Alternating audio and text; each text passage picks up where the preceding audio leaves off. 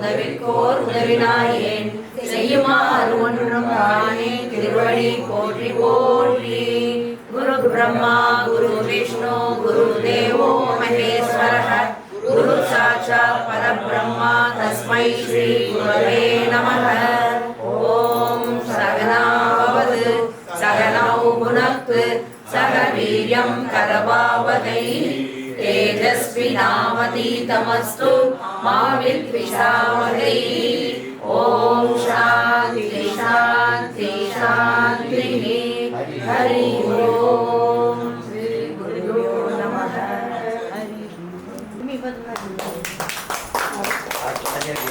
आचार्य देवो भव.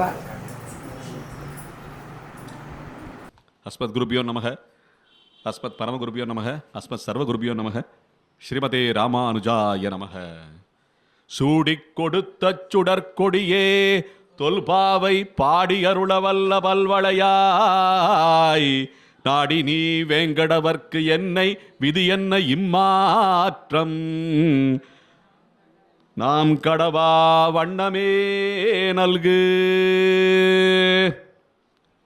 சூடிக் கொடுத்த நாச்சியார், பாமாலை பாடி சொன்ன நாச்சியார். நாச்சியார் அப்படின்னு சொன்னாலே தாயார்னு தான் பொருள். நாச்சியார்னா தாயார். இது எங்கிருந்து இந்த வார்த்தை நமக்கு வெளிப்படுகிறது என்றால், ஆய்ச்சியார், ஆய்ச்சிமார்கள் அப்படின்னு சொல்லுவாங்க. கோகுலத்தில் இருக்க ஆய்ச்சிமார்கள், அதில் நல்ல ஆய்ச்சிமார், நல்ல ஆய்ச்சியர் அப்படின்னு சொல்றதுனால நாச்சியார் என்ற பெயர் வந்திருக்கிறது. எல்லாமே புராணத்திலிருந்து வர்றது தான். புதுசாக நம்ம எதுவும் தமிழில் சொல்கிறதுனால தமிழில் புதுசாக ஒரு கடவுளை உருவாக்கிற முடியுமா என்ன? என்ன புராணத்தை விட்டு நம்ம விலகி போக முடியாது. ஆகையாலே இந்த நாச்சியார் அவளை போற்றும் விதமாக இந்த தனியன் ஸ்லோகம் அமைந்திருக்கிறது. இதில் என்ன சொல்லப்படுவது என்றால், நாச்சியார் யாரை அடைய வேண்டும் என்று விரும்பி இருக்கிறாள், அந்த அடையக்கூடிய பகவானை போற்றும் விதமாக இந்த பாசுரத்திலே சூடிக் கொடுத்த சுடற்கொடியே தொல் பாவை பாடி அருளவல்ல பல்வளையாய் நாடி நீ வேங்கடவர்க்கு என்னை விதி என்ன இம்மாற்றம் நாம் கடவா வண்ணமே நல்கு அப்படின்னு சொல்லி, நீ எப்படி பகவானை அடைஞ்சியோ அதுபோல நாமும் அடைகிறதுக்கு உண்டான வழியை சொல்ற நாச்சியார் அப்படின்னு சொல்லி போட்டுறாங்க. நாடி நீ வேங்கடவர்க்கு விதி என்ன இம்மாற்றம் நாம் கடவா வண்ணமே நல்கு. நீ எப்படி அதை தவறாம எப்படி அதை பகவானை அடையக்கூடிய வழியை கடைபிடிச்சியோ அதே போல எங்களுக்கும் வழி நடத்த வேண்டும் என்று பிரார்த்திக்கிற மாதிரி இந்த தனியன் ஸ்லோகம் அமைஞ்சிருக்குங்கிறது பூர்வர்களுடைய இது விளக்கம். இன்னைக்கு பாசுர வரிசையில் நம்ம 17வது பாசுரத்துக்கு போகணும். நம்ம ஆண்டாள் பூமி பிராட்டி இயற்கையை போற்றிக்கிட்டே விடியல் எப்படி இருக்கணும்னு சொல்லி நமக்கு காமிக்கிறா. விடியல்னா எப்படி இருக்கணும்னா, 2 விடியல். நம்ம கண்ணில் பார்க்குற விடியல் ஒன்று, இன்னொன்று ஞானத்தில் நமக்கு ஏற்படுற விடியல். என்ன ஞான பிரகாசம்னு சொல்லுவாங்க, அது அந்த தேஜஸ்ன்னு சொல்லுவாங்க. அந்த விடியல் ஏற்படணும். இப்போ நம்ம அரசே விடியல் அப்படி தான் சொல்கிறாங்க. என்ன விடியல் ஆகணும்னு சொல்கிறாங்க. ஆண்டாள் விடியல் ஆகிட்டு இருக்கா. ஆண்டாள் விடியலை நமக்கு விளக்குறா, எப்படி விடியல் ஆகணும்னு சொல்லி விளக்கிக்கிட்டு இருக்கா ஆண்டாள். அப்படின்னு சொல்லும்போது இந்த விடியல் ஏற்படும் போது விடியலுக்கு உண்டான அந்த லட்சணங்களை எல்லாம் ஆண்டாள் வர்ணிச்சுக்கிட்டே பாசுரங்கள் மூலமாக வர்ணித்து கொண்டே வருகிறாள். அப்படி வர்ணனை பண்ணி கொண்டு வந்த ஆண்டாள் எந்திரிக்க வேண்டும், எல்லாரையும் எழுப்ப வேண்டும் என்ற அந்த காரணத்தினாலே 10 பெண் பிள்ளைகளை எழுப்புகிறாள். அப்படி அந்த 10 பெண் பிள்ளைகளை எழுப்பும் போது நீராடி விட்டு எழுப்பும் விதமாக 5 பெண் பிள்ளைகளை எழுப்பும் விதமாக இருக்கிறது. மொதல் 10 பெண் பிள்ளைகள் அவள் சிநேகிதிகள், அப்புறம் சொந்த பந்தங்கள் அப்படின்னு சொல்ற மாதிரி இருக்கு. அடுத்த 5 பெண் பிள்ளைகளை ஞான முதிர்ச்சி அடைந்த பாகவதைகள் என்பது போலே நமக்கு இந்த பாசுரத்தில் தென்படுகிறது. நீங்க ஒவ்வொரு பாசமா வாசிச்சு பார்த்தீங்கன்னா அதுல வர்ற அந்த தெளிவு தெரியும். அப்ப நீராடி விட்டு எழுப்பும் விதமாக சில பாசுரங்கள், நீராட்டலுக்கே எழுப்பும் விதமாக முதல் பாசுரங்கள் அமைந்திருக்கின்றன என்பது அடியனுடைய ஒரு சிறு எண்ணம். நீங்க அதை படிச்சு பார்க்கும்போது தெரியும். என்ன அப்படி இருக்கும்போது இப்ப 16வது பாசுரத்துல ஆண்டாள் என்ன பண்றா, எல்லாத்தையும் சேர்த்துக்கிட்டு 10 பெண் பிள்ளைகளையும், அவ சிநேகிதிகள், தோழிமார்கள், அப்புறம் பாகவதைகள். ஏன்னா தோழிமார்கள்னு சொல்லும்போது சக தோழிமார்கள், பாகவதைகள்னு சொல்லும்போது அதுல தேர்ச்சி பெற்ற சீனியர்கள்னு அர்த்தம். சீனியர்கள் எழுப்பும்போது கொஞ்சம் மரியாதையோடு எழுப்பணும்னு சொல்வது போல அந்த சீனியர்கள் எல்லாம் எழுப்பிக்கிட்டு கூட சேர்த்துக்கிட்டு அவள் வந்து கூடி குளிர்வதற்காக தயாராகும் நிலையிலே அவள் அந்த மாளிகைக்கு, கண்ணனுடைய மாளிகைக்குள்ளே பிரவேசமாகும் போது ஒவ்வொருத்தரையா எழுப்பிக்கிட்டே வரும்போது, போன பாசுரத்தில் நாயகனாய் நின்ற நந்தகோபனுடைய கோயில் காப்பானே கொடி தோன்றும் தோரண வாயில் காப்பானே மணிக்கதவம் தாழ்திரவாய் ஆயர் சிறுமியரோ உமக்கு அரைவரை மாயன் மணிவண்ணன் நென்னலே வாய் நேர்ந்தான் தூயோமாய் வந்தோம் துயிலடப் பாடுவான் வாயால் முன்னம் மாற்றாதே அம்மா நீ நேய நிலைக்கதவம் நீ கேளோர் எம்பாவாய் அப்படின்னு சொல்லி கதவத்திறங்கன்னு சொல்லி கோயிலில் கேட்கும்போது என்ன ஆச்சு, இன்னைக்கு வைகுண்ட வாசல் கதவே திறந்துருச்சு. என்ன ஆண்டாருடைய பிரார்த்தனைப்படி உண்மையிலே சொல்லப்போனால் இந்த பாசுரத்துக்கும் நமக்கு இந்த மார்கழி மாசத்துல நடக்கிற வைபவங்களுக்கும் பார்த்தோன்னா ரொம்ப ஒத்து வரும். என்ன பக்திக்கன்னே இருக்கிற மாதம் இல்லை இது. என்ன ஒரு உத்தமமான பாகவதனான ஆஞ்சநேயரை கூட போற்றுறோம் இந்த மாசத்துல அப்படின்னு சொல்லும்போது, இந்த பக்திக்கு இந்த தாழ் திறவாய் பூங்கதவே தாழ் திறவாய் பூம்பாவாய் அப்படின்னு சொல்லி ஒரு பாடலே இருக்கு. அதை யாரை வச்சு பாடியிருக்காங்கன்னா நம்ம ஆண்டாள் பூமி பிராட்டியை வச்சு தான் எழுதியிருக்கணும், வேற வழியே இல்லை. இந்த பாசுரத்தில் வர்ற அந்த வார்த்தைகள் தானே அதில் வந்து பிரதிபலிக்குதுன்னு சொல்லும்போது எல்லாமே பழசு சங்க தமிழை விட்டு நம்ம வெளியே நகர முடியாதுல்ல, அப்படி இருக்கு இந்த பாசுரத்தில். ஆகையாலே அந்த போன பாசுரத்தை தொட்டு 17வது பாசுரத்தில் நம்ம இன்னைக்கு பிரவேசம் பண்ணலாம். அதில் உள்ள அனுபவத்தை பார்க்கலாம், அனுசந்தானம் பண்ணலாம்.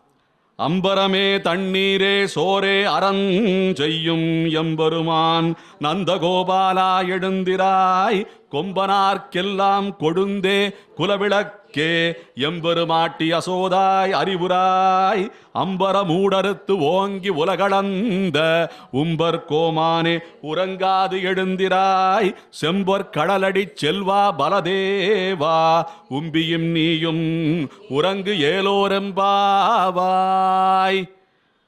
ஒவ்வொரு இந்த வீட்டு தலைவனான நந்தகோபன், நாயகனான நந்தகோபனை எழுப்பிக்கொண்டே அங்கே கோயில் காவலன் அப்புறம் வாயில் காவலன் இவங்களெல்லாம் எழுப்பிக்கொண்டே வர்ற ஆண்டாள் நந்தகோபனுடைய பெருமையை பறைசாற்றுகிறாள் இந்த பாசுரத்திலே. அம்பரமே தண்ணீரே சோரே அறம் செய்யும்னா, அம்பரம்னா வஸ்திரதானம், அம்பரம்னா ஆடை, அம்பரம்னா ஆடை, ஆம்பர் அப்படின்னு சொல்லுவாங்க. ஆம்பர்னு ஒரு வஸ்திரத்தோட பெயரே இருக்கு, ஆம்பர் துணி, ஒரு நிறுவனத்தோட மில்லே இருக்கு ஆம்பர்னு சொல்லி. பார்த்தீங்களா, அம்பரம் பீதாம்பரம் வஸ்திரத்துக்கு பேர் பீதாம்பரம். அம்பரமே தண்ணீரே, தண்ணீர் தானம், நீர் தானம் ரொம்ப சிறந்ததுங்க. இப்போ கூட சமீபத்தில் ஒரு மும்பையில் ஒரு பெரியவங்க வந்து ஒரு பெரிய ட்ரெஸ், ஆமாம்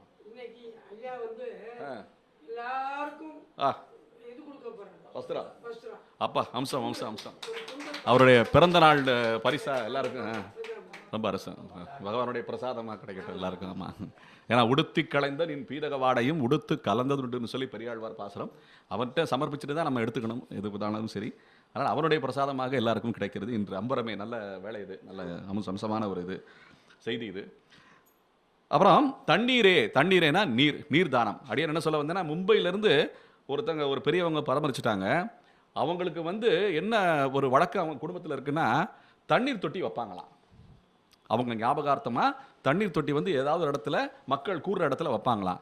அங்கே மும்பையிலிருந்து ராமேஸ்வரத்தில் ஒரு தண்ணீர் பந்தல் வைக்கணும்னு சொல்லி அடியனுடைய நிறுவனத்திலேருந்து பியூரிஃபையர், என்ன அங்கே தண்ணி வந்து கொஞ்சம் சுவராக இருக்கும், கொஞ்சம் சால்ட்டு ஜாஸ்தி, உப்பு ஜாஸ்தி, அதனால் அதை சுத்தம் பண்ணுறதுக்கு ஒரு கருவி, ஒரு சாதனம் வைக்கணும்னு சொல்லி அடியன்ட்ட கேட்டுக்கிட்டு ஒரு பெரிய பியூரிஃபையர் ஒரு பள்ளிக்கூடத்துக்கு வச்சு கொடுத்தாங்க. அங்கே எல்லாரும் சேர்ற இடம்னால அங்கே ஒரு ராமேஸ்வரத்தில் பண்ணணும், அப்போ தான் புண்ணியம். எப்படி பாருங்கள், காசியிலேருந்து ராமேஸ்வரம், அந்த காலத்திலேருந்தே சனாதன தர்மத்தில் இந்த உறவு எப்போவுமே இருந்துகிட்டு இருக்குன்னு சொல்லுது. அதுபோல் தண்ணீர் தானம்ங்கிறது ரொம்ப விசேஷமானதுன்னு. அம்பரமே தண்ணீரே சோரே அறம் செய்யும். அப்புறம் அன்னதானம்ங்கிறது நம்ம வந்து நம்ம சாப்பிட்ற அன்னம் மட்டும் கிடையாது. ஒரு செடிக்கு தண்ணி ஊற்றுனா அந்த செடிக்கு வந்து அதுதான் அன்னம், உரம் வச்சா அது அன்னம். எந்த ஒரு ஜீவனுக்கு அதனுடைய வளர்ச்சிக்கு ஏதுவாக இருக்கிறதோ அதையெல்லாம் நாம் கொடுத்தால் அது அன்னம் ஆகிறது. என்ன பகவானுக்கு எது அன்னம்னா நாம தான் அன்னம். என்ன அகமன்னு சொல்றது போல அது அந்தந்த ஜீவனுக்கு அன்னமாக எது விளங்குறதோ அதை நாம் தானமாக அளிக்க வேண்டும். ஒரு பசுமாடுனா புல்லு, அப்புறம் வைக்கோல், அதெல்லாம் வாழைப்பழம் எல்லாம் கொடுக்கலாம், அதெல்லாம் அதுக்கு அன்னம், அதுவும் அன்னதானம் தான். ஆகையாலே சோறேன்னு சொன்னா எல்லா ஜீவனுக்கும் உண்டான அன்னம் என்பது பொருள் படுகிறது. என்ன நம்ம அந்த அஷ்டமி சப்பரத்தன்னைக்கு பார்க்குறோம்ல, என்ன எல்லாத்துக்கும் அரிசி வந்து நம்ம வந்து தெளிக்கிறாங்க பார்த்தீங்களா, அங்கே இருக்கிற ஒரு சின்ன ஒரு எறும்பு கூட அது வந்து ஜீவிக்கணும், அதுக்குண்டான அன்னம் சேரணும்னு சொல்லி, அதுபோல இந்த அன்னதானம், அன்னத்தை வழங்குகின்ற பெரிய அன்னதானம் செய்கின்ற சமாராதனை செய்கின்ற தலைவனாக நந்தகோபாலன் விளங்கி இருக்கிறான். ஆகையாலே அவனையே எம்பெருமான் நந்தகோபாலா என்று போற்றுகிறார்கள். என்ன ஒரு அரசனுடைய அந்த லட்சணம் எப்படி இருக்கணும்னா, தான் நல்லா இருக்கணும்னு நினைக்கக்கூடாது, இந்த ஊரே நல்லா இருக்கணும்னு நினைக்கணும். நினைச்சா மட்டும் போகாது, அதை செயலாக்கத்தில் ஈடுபடணுங்கிற சொல்றது போல அந்த அரசனே கடவுளாக நினைக்கக்கூடிய அளவுக்கு மக்கள் இருக்க வேண்டும் என்ற அந்த காலம் ஒரு காலம். என்ன அப்படி இருக்கும்போது இந்த நந்தகோபனை எம்பெருமான் நந்தகோபாலா எழுந்திராய் அப்படின்னு சொல்லி போற்றுறா ஆண்டாள் பூமி பிராட்டி. கொம்பனார்க்கெல்லாம் கொழுந்தே குலவிளக்கே என்று சொல்லி அந்த யசோதையை போற்றும் விதமாக இது அமைந்திருக்கிறது. எம்பெருமாட்டி யசோதாய் அறிவுராய்னு சொல்லி பேரே வந்துருச்சு. நந்தகோபாலன் யசோதை அப்படின்னு சொல்லி பேரே வந்துருச்சு. எந்த இடத்துலையும் என்ன வசுதேவன் பேரு வராது, என்ன அதே போல தேவகியினுடைய பேரு வராது. ஏன்னா கண்ணன்னு தெரிஞ்சு போயிடும் கம்சனுக்கு. என்ன அதனால மாற்றான் தாய் மாற்றான் தந்தை, என்ன ஒருத்தி மகனாய் பிறந்து ஓரிரவில் ஒருத்தி மகனாய் ஒளித்து வளரப்படுகின்ற அந்த தாய் தந்தையர் பெயரைத்தான் ஆண்டாள் இங்கே குறிப்பிடுகிறாள், தைரியமாக குறிப்பிடுகிறாள். என்ன நந்தகோபாலன் யசோதா என்று குறிப்பிடுகிறாள். எம்பெருமாட்டி அவள் எம்பெருமாட்டி, அவன் எம்பெருமான்னா இவள் எம்பெருமாட்டி யசோதாய் அறிவுராய் என்று சொல்றான். அறிவுராய் அப்படிங்கிற என்ன அர்த்தம்னா, முதல்ல வந்து பெண்கள் தான் எந்திரிக்கணும். என்ன வழக்கம் இது. நாம் வந்து எந்திரிச்சா கூட அவங்கள எழுப்பிக்கிட்டு தான் என்ன நம்ம எந்திரிக்கிறோம், அதான் வழக்கமாகி போச்சு. அதில் திட்டு வாங்குறது அதெல்லாம் அடுத்த விஷயம். நம்மெல்லாம் என்ன ஆண்களுடைய நிலைமையை சொல்லிகிட்டு இருக்கேன். என்னதான் நம்ம எந்திரிச்சிக்கிறதுக்கு முன்னாடி அவங்களை எழுப்பணும்னு ஒரு எண்ணம் வருது பார்த்தீங்களா.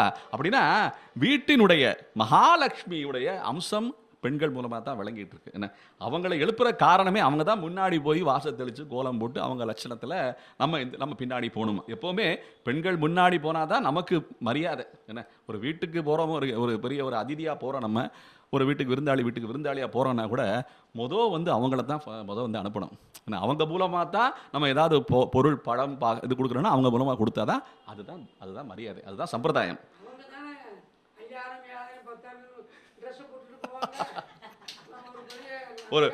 ஒரு கனமா தெரியும், என்ன ஒரு லட்சணமா தெரியும், லட்சுமி கடாட்சமா தெரியும். என்ன நம்ம போய் என்னன்னா வந்துட்டாயா இவன் அப்படின்னு சொல்லி கேட்கிற அளவுக்கு நமக்கு இருக்கு நிலைமை இன்னைக்கு. ஆகையால பெண்களை போற்றும் விதமாக எம்பெருமாட்டி யசோதாய் அறிவுராய் அப்படின்னு சொல்றான். அந்த அறிவு ஞானத்தின் ரூபமாக இருக்கின்ற அந்த யசோதையை போற்றும் விதமாக அது அமைந்திருக்கிறது. அம்பரம் ஊடறுத்து ஓங்கி உலகளந்த உம்பர் கோமானே உறங்காது எழுந்திராய். அம்பரம் ஊடறுத்துன்னா நம்ம உடுத்திக்கிற ஆடை, இந்த கூரைன்னு சொல்கிறோம், வெண்பல் கூரை. என்ன அந்த தவத்தவர்னு ஒரு பாத்திரத்தில் வந்து பார்த்தீங்களா, செங்கல் பொடி கூரை வெண்பல் தவத்தவர். கூரைன்னு சொன்னால் நம்ம உடுத்திக்கிற கூரை. அதுபோல் இந்த உலகத்துக்கே கூரை அம்பரம்னு சொல்லுவாங்க. ஆடை எது? கூரைன்னா ஆடைன்னு சொன்னால் இந்த ஆடை, இந்த உலகத்துக்கே ஆடை எதுன்னா ஆகாசம்.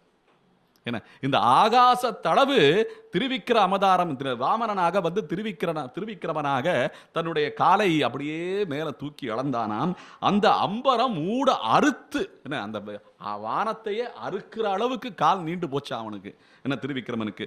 அம்பரம் மூடறுத்து ஓங்கி உலகளந்த என்ன உம்பர் கோமானே தேவர்களின் தலைவனே, உம்பர்னா தேவர்கள், உம்பர் கோமானே உறங்காது எழுந்திராய் அப்படின்னு சொல்லி இப்போ கடவுளை எழுப்புறது போல அது போட்டுற ஆண்டாள். செம்பொற் கடலடி செல்வா பலதேவா உம்பியும் நீயும் உறங்கேலோர் எம்பாவாய். பலதேவனையும் சேர்த்து எழுப்புவதாக இந்த பாசுரம் அமைந்திருக்கிறது. உம்பியும் நீயும், உன் தம்பியும் நீயும் ஏன் இன்னும் உறங்கிக்கிட்டு இருக்கீங்கன்னு இந்த கேள்வியை வச்சிருக்கா ஆண்டாள் இந்த பாசுரத்தில். இந்த பாசுரத்திலிருந்து நமக்கு சாரமாக என்ன கிடைக்குதுன்னா, தானங்கள் தர்மங்கள் நிறைய செய்யப்பட வேண்டும். அப்படி தான தர்மங்கள் செய்யப்படும் போது அதிலுமே நாம் வந்து எது அதிகப்படியாக செய்யப்படுகிறதோ அதை மீண்டும் மீண்டும் செய்யக்கூடாது. எது குறைந்து காணப்படுகிறதோ, எது காணாமலே போயிருச்சோ அதற்கு உண்டான வழிகளை நாம் தேட வேண்டும். அது பார்த்தோம்னா அதுக்கு முக்கியமாக இன்னைக்கு பண்ண வேண்டிய தானத்திலேயே ரொம்ப ரொம்ப சிறந்தது. எந்த ஜோசியர்கிட்ட போனாலும் சரி, எந்த ஒரு பரிகாரமாக வீட்டில் குழந்தை பிறக்கலையா, கல்யாணம் ஆகலையா, இல்லை பல தடைகள் இருக்கா, வீடு கட்டுறதுக்கு தடை வருதா, வியாபார தடைகள் இருக்கா, எதை சொன்னாலுமே ஒரே ஒரு இடத்துல வந்து அவங்க நிப்பாட்டுறாங்க. ஒன்று வந்து பசு தானம் அப்படிங்கிறது ஒரு பிரதானமான தானம். இந்த பசுக்களை வந்து நம்ம வளர்க்குறதுலையும் அதில் வர்ற வஸ்துக்களை நாம் வாங்கி வீட்டுக்கு உபயோகப்படுறதுலையும் சரி, சாணமும் சரி, பாலும் சரி, தயிர் அப்படின்னு சொல்லி, வெண்ணெய் அப்படின்னு சொல்லி, நெய்யும் நம்ம பண்ணுறோம். இந்த நெய்க்குண்டான ஏற்றம் இருக்கே, அது மகத்தான ஏற்றம். இன்னைக்கு உலகத்திலேயே என்ன பசு நெய் உற்பத்தி பண்ணுற ஒரே நாடு நம்ம பாரத தேசம் மட்டும்தான். வேற யாருக்கும் தெரியாதுங்க. வேற எல்லா இடத்துலையும் போனால் கீன்னு சொல்லுவாங்க. அந்த கீ வந்து இந்த பசும் நெய்யாக இருக்குமானா அது சந்தேகம்தான். உபயோகம் பண்ணுறதுக்கு வழியும் கிடையாது. ஏதாவது அவரோட சேர்த்துக்க முடியுமா? அதோட சேர்த்துக்கவும் முடியாது. ஒரு விளக்கேற்றுறதுக்கு அதை சேர்த்து விளக்கேற்றுறாங்களா? அந்த முறையும் கிடையாது. இந்த பசும் நெய் என்ன, அந்த நெய்யை வந்து உற்பத்தி பண்ணுற ஒரே தேசம் நம்ம பாரத தேசம் தான். அந்த பெருமையை நீங்கள் புரிஞ்சுக்குங்க. என்ன, அதே மாதிரி நெய் அப்படின்னு சொன்னாலே இப்போ நம்ம வந்து எண்ணெய்ன்னு சொல்கிறோம்.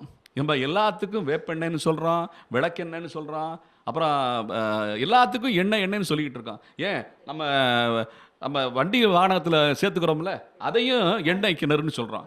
எண்ணெய்னா என்ன தெரியுமா அர்த்தம்? எண்ணெய்னா எல்லா எண்ணெயும் எண்ணெய்ன்னு சொல்லக்கூடாது. என்ன காரணம் தெரியுமா? பூவிலிருந்து ஒரு நெய் வருது தெரியுமா? அது என்னது? கிடையாது. பூவுடைய நெய்ன்னு தான் சொல்லணும். அது என்ன நெய்னா தேன். பூவுடைய நெய் எதுன்னா அதுதான் தேன்.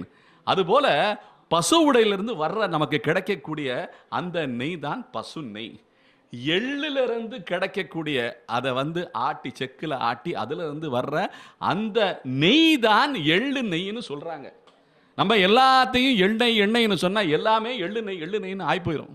என்ன, இலுப்பையிலிருந்து வர்ற நெய் தான் இலுப்பை நெய்ன்னு தான் சொல்லணும். இந்த எண்ணெய்ங்கிற வார்த்தை ஏதோ நம்ம ஜெராக்ஸ் மாதிரி சேர்த்துக்கிட்டே போயிட்டானுங்க. என்ன, உண்மையிலேயே நெய்ன்னு தான் சொல்லணும். நெய் தான் உண்மையான வார்த்தை. அதை வந்து எல்லாத்துக்கும் எண்ணுன்னு சேர்த்து எண்ணெய் ஆக்கிட்டானுங்க. இது நம்ம சகஜத்தில் ஒரு தவறு நிகழ்ந்தது, தொடர்ந்து நம்ம அதை பண்ணிக்கிட்டே இருக்கணும். அதனால நெய் தான் ஒரே வார்த்தை. அதில் பசு நெய்ன்னு சொல்லலாம். ஆகையால இந்த போல அபூர்வமான பசுக்களை நாம் காப்பாற்ற வேண்டும். அடியன் வந்து கோசாலையில் ஸ்ரீ சனாதன கோஷாலான்னு சொல்லி ஒரு கோஷாலையில் காரியதரிசியாக இருக்கேன். ஒரு பசுவை தானம் பண்ணுறதுக்கு துடிக்கிறாங்க மக்கள். என்ன, சேட்டு இந்த வியாபாரம் பண்ணுறாங்கல்ல, மார்வாடிஸு, அவங்க ஜெயின்ஸ் எல்லாம் இருக்காங்கல்ல, அவங்களெல்லாம் பசு கொடுத்தே ஆகணும் அப்படின்னு சொல்லி அவங்க வியாபாரத்தில் அவங்க முன்னோர்களெல்லாம் சொல்லி வச்சுருக்காங்களாம்.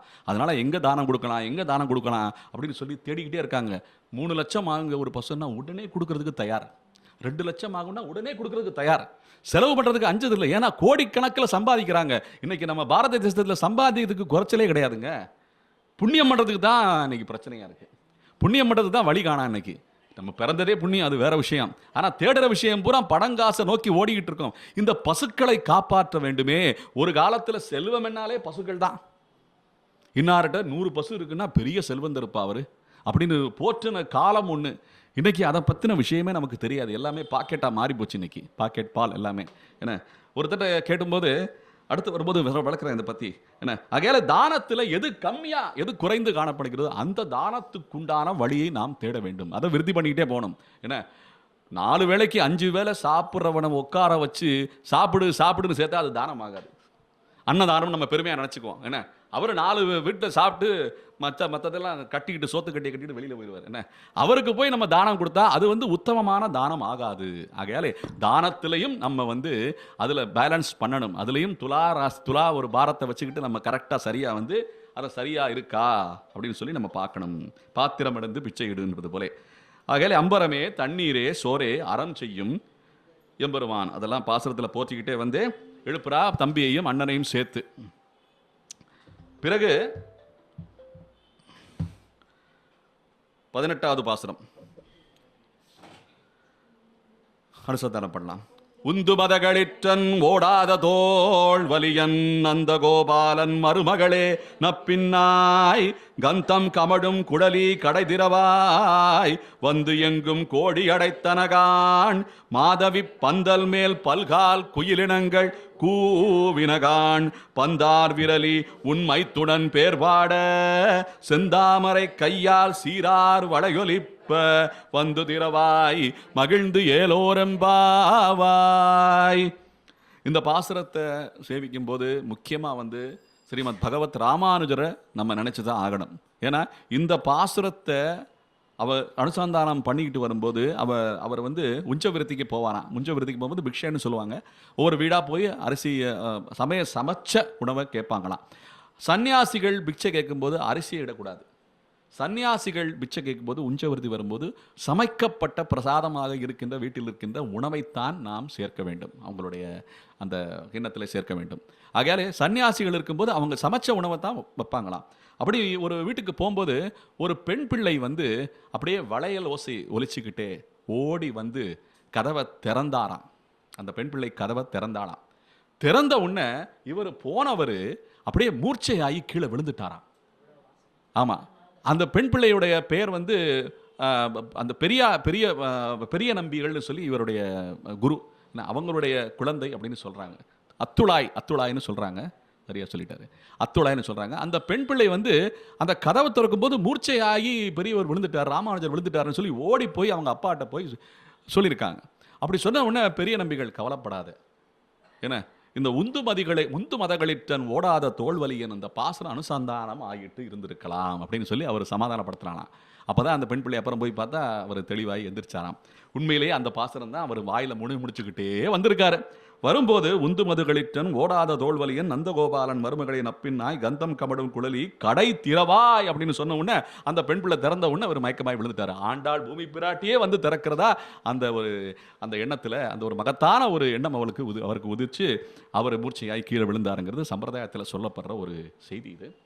ஆகையாலே அந்த அளவுக்கு பக்தி பிரவாகம் அவருக்கு இருந்திருக்கிறது. என்ன, ஆண்டாளை நம்ம பாசுரத்தை வந்து வாயால் மட்டும் பாடாமல் மனத்தால் சிந்திச்சு உண்மையிலேயே நம்ம கோகுலத்துக்கே போகிற மாதிரி அவருடைய சிந்தனை இருந்திருக்குன்னா எப்பேற்பட்ட மகான்கள் அவங்க எல்லாம், அவங்கள பற்றி பேசுகிறதே நமக்கு ஒரு பெரிய பாக்கியம். உந்து மதகளின் ஓடாத தோல்வலியனுங்கிறதுக்கு அர்த்தம் என்னென்னா, மதம் நிறைந்த யானைகள், உந்து மதகு களிற்றன்னா அப்படியே மத நீர் வந்து யானைகளுடைய கண்கள் இருந்து பெருகிக்கிட்டே இருக்குமா. ஏன்னா அந்த அளவுக்கு செருக்கு பலம் மிகுந்த திமிர் நிறைந்த அந்த மதம் பிடித்த யானைகள். ஏன்னா மதம்ங்கிறதுக்கும் மத்தம்ங்கிறதுக்கும் வித்தியாசம் இருக்குது, நிறைய தடவை சொல்லியிருக்கேன். நம்ம மதன்னு சொல்லி நம்ம கடைபிடிக்கிற சம்பிரதாய விஷயங்களையும் நம்ம கலாச்சார விஷயங்களையும் மதம்னு சொல்லிட்டு இருக்கோம். அது மதம் கிடையாது, அது மத்தம். மதம் என்ன, யானைக்கு பிடிக்கிறது தான் மதம். அதை மாற்றி வச்சு ரொம்ப வருஷம் ஆகிப்போச்சு நம்ம ஊரில். இப்படி மாற்றி வச்சு மக்களை குழப்பி கெடுத்து என்ன ஒரு வழி ஆக்கிக்கிட்டு இருக்காங்க. என்ன அதுலேருந்து திருந்தி வரணும். என்ன ஆகையாலே மாற்றமும் தாராரோ வாசல் திறவாதார்னு ஆண்டாள் வேண்டுறது போல இந்த மாற்றம் வரணும், நமக்கு தெளிவு பிறக்கணும். இந்த மதம் பிடித்த யானைகள் கண்ணிலேருந்து மத நீர் பெருகிக்கிட்டே இருக்குமா. அந்த மதம் பிடித்த யானைகளையே அந்த யானைகளே ஓடும்படி வீரம் செறிந்த இந்த நந்தகோபன் சொல்றாங்க. அதனால உந்து மதகளின் ஓடாத தோல்வலியன் அப்படின்னு சொல்லும்போது அத்தனை மதம் பிடித்த யானைகள் அப்படியே பலத்தோட அப்படியே பிளிரிக்கிட்டு வந்தாம்னா கூட அவர் தைரியமா நிப்பாராம். என்ன, முந்து மதகளின் ஓடாத, அதற்கு பயந்து ஓட மாட்டாராம். அந்த யானைகள் திரும்பி ஓடுமாம்ங்கிற அளவுக்கு நந்தகோபனுடைய அந்த வீரத்தை போற்றுகிறாள் ஆண்டாள். உந்து மதகளின் ஓடாத தோல்வலியன் நந்தகோபாலன் அப்பேற்பட்ட வீரம் நிறைந்த அந்த நந்தகோபனுடைய மருமகளே நப்பின்னாய்ன்னு சொல்றாங்க. கொம்பன்னு சொல்லி யசோதைக்கு ஒரு சகோதரர் இருந்திருக்காரு. அந்த கொம்பனுடைய மகள் தான் நப்பின்னை என்று போற்றப்படுகிறாள். அந்த நப்பின்னையை சிறு வயதிலேயே அங்கே அடங்காத காளைகளை யார் அடக்கிறார்களோ அவர்களுக்குத்தான் இந்த பெண் பிள்ளைன்னு சொல்லி அந்த கொம்பன் முடிவெடுத்திருந்தாராம். ஏன்னா அந்த கொம்பன் முடிவெடுக்கும் போது அந்த 7 எருதுகளை 7 காளைகளை ஒரே தடவை அடக்கி விட்டானாம் கண்ணன். அடக்கிட்டு அந்த பெண் பிள்ளையை சிநேகிதியாக கூட்டி வந்து தன்னுடைய வீட்டிலேயே வைத்து தன்னோடே சிநேகிதியாக வளர்ந்து வந்தாளாம். அந்த தன்னுடைய சிநேகிதியாகவே யசோதை கண்ணனோடே வளர்த்து வந்தாளாம். அவளுடைய பெயர் தான் நப்பின்னை என்று சொல்லப்படுகிறது. நல்ல பின்னை அப்படின்னு சொன்னால் நல்ல பின்னலையுடைய லட்சணமாக இருக்கின்ற அழகுடன் இருக்கின்ற அந்த பெண் பிள்ளைங்கிறதுனாலே நப்பின்னை என்று அவளுக்கு பெயர் போற்றப்படுகிறது தமிழிலே. என்ன கேட்டுக்குங்க, அடியனும் இது வரைக்கும் அடியன் புதுசாக எதுவுமே சொல்லலை, எல்லாமே சொல்லப்பட்ட வர்ணிக்கப்பட்ட பெரிய பெரிய ஆச்சாரிய பெருமக்கள் எல்லாம் சொன்ன விஷயங்களை தான் அடியன் கிளிப்பிள்ளை போலே பேசிக்கொண்டு வருகிறேன். என்ன கிளிப்பிள்ளை தான், வேற ஒன்றும் கிடையாது. நீங்கள் அது கேட்கல, அதனால் இது புதுசாக இருக்கு. அதனால் இந்த நப்பின்னைன்னு சொல்கிறது நல்ல பின்னைன்னு சொல்லுவாங்க, நல்ல பின்னு அழகு உடையவள்னு சொல்லுவாங்க, நப்பின்னைன்னு சொல்லுவாங்க. அப்பேற்பட்ட லட்சணம் உடையவள்னு அவளை போற்றுகிறார்கள். அவள் கண்ணனுடைய விளையாடிட்டு கண்ணனுடைய இருப்பானா எப்போவுமே. என்ன அந்த இன்னைக்கு காலத்தில் வந்து இந்த கேர்ள் ஃப்ரெண்டு சொல்கிறாங்க. அந்த காலத்திலேயே கண்ணனுக்கு கேர்ள் ஃப்ரெண்டு இருக்காங்க. என்ன அதனால் வந்து என்ன முறப்பொண்ணு ரொம்ப முறப்பொண்ணு, ரொம்ப ரொம்ப ரொம்ப அந்யோன்யமான அது சின்ன வயசில் சொல்லிக்கிட்டு இருக்கேன். இது வந்து கண்ணனுடைய வயது பார்த்தோம்னா 7 வயது தான் ஆயிருக்கு இன்னைக்கு கண்ணனுக்கு. என்ன பெரிய பெரிய வயசுலாம் கிடையாது, இன்னும் வந்து முதிர்ச்சி அடையாத அந்த வயது அது. ஆகையால வேற எந்த ஒரு சலனமோ வேற எந்த ஒரு எண்ணமும் இருக்காது அவங்களுக்கு. சாதாரணமாகவே தூங்கிட்டு இருக்கா. அவளை போற்றும் விதமாக கந்தம் அந்த அந்த பாசுரத்தில் நந்தகோபனுடைய மருமகளே நப்பின்னான்னு சொல்றான். அப்ப இந்த நப்பினை எழுப்பும் விதமாக இது அமைந்திருக்கிறது. ஒவ்வொருத்தரையா எழுப்பிட்டு வரும்போது கந்தம் கமழும் குழலி கடை திறவாய்ன்னு சொல்லி இந்த பாசுரத்தில் வருது. அந்த அந்த கூந்தல் வந்து அவ்வளோ நறுமணம் மிகுந்த கூந்தலாக இருக்குமாம். நறுமணம் வருவதற்கு காரணம் இயற்கையாக காரணம் இருக்க முடியாது. நம்ம பூ வச்சுக்கிறதுனாலையோ இல்லை ஏதாவது ஒரு தைலம் தடவி இருக்கிறனால தான் நறுமணம் வருது. அப்பேற்பட்ட உயர்ந்த அந்த வஸ்துக்களை எல்லாம் அவள் தடவி கொண்டு இருக்கிறாள். கந்தம் கமழும் குழலி. கந்தம் அப்படின்னு சொன்னால் கந்தம்னு சொல்லக்கூடாது.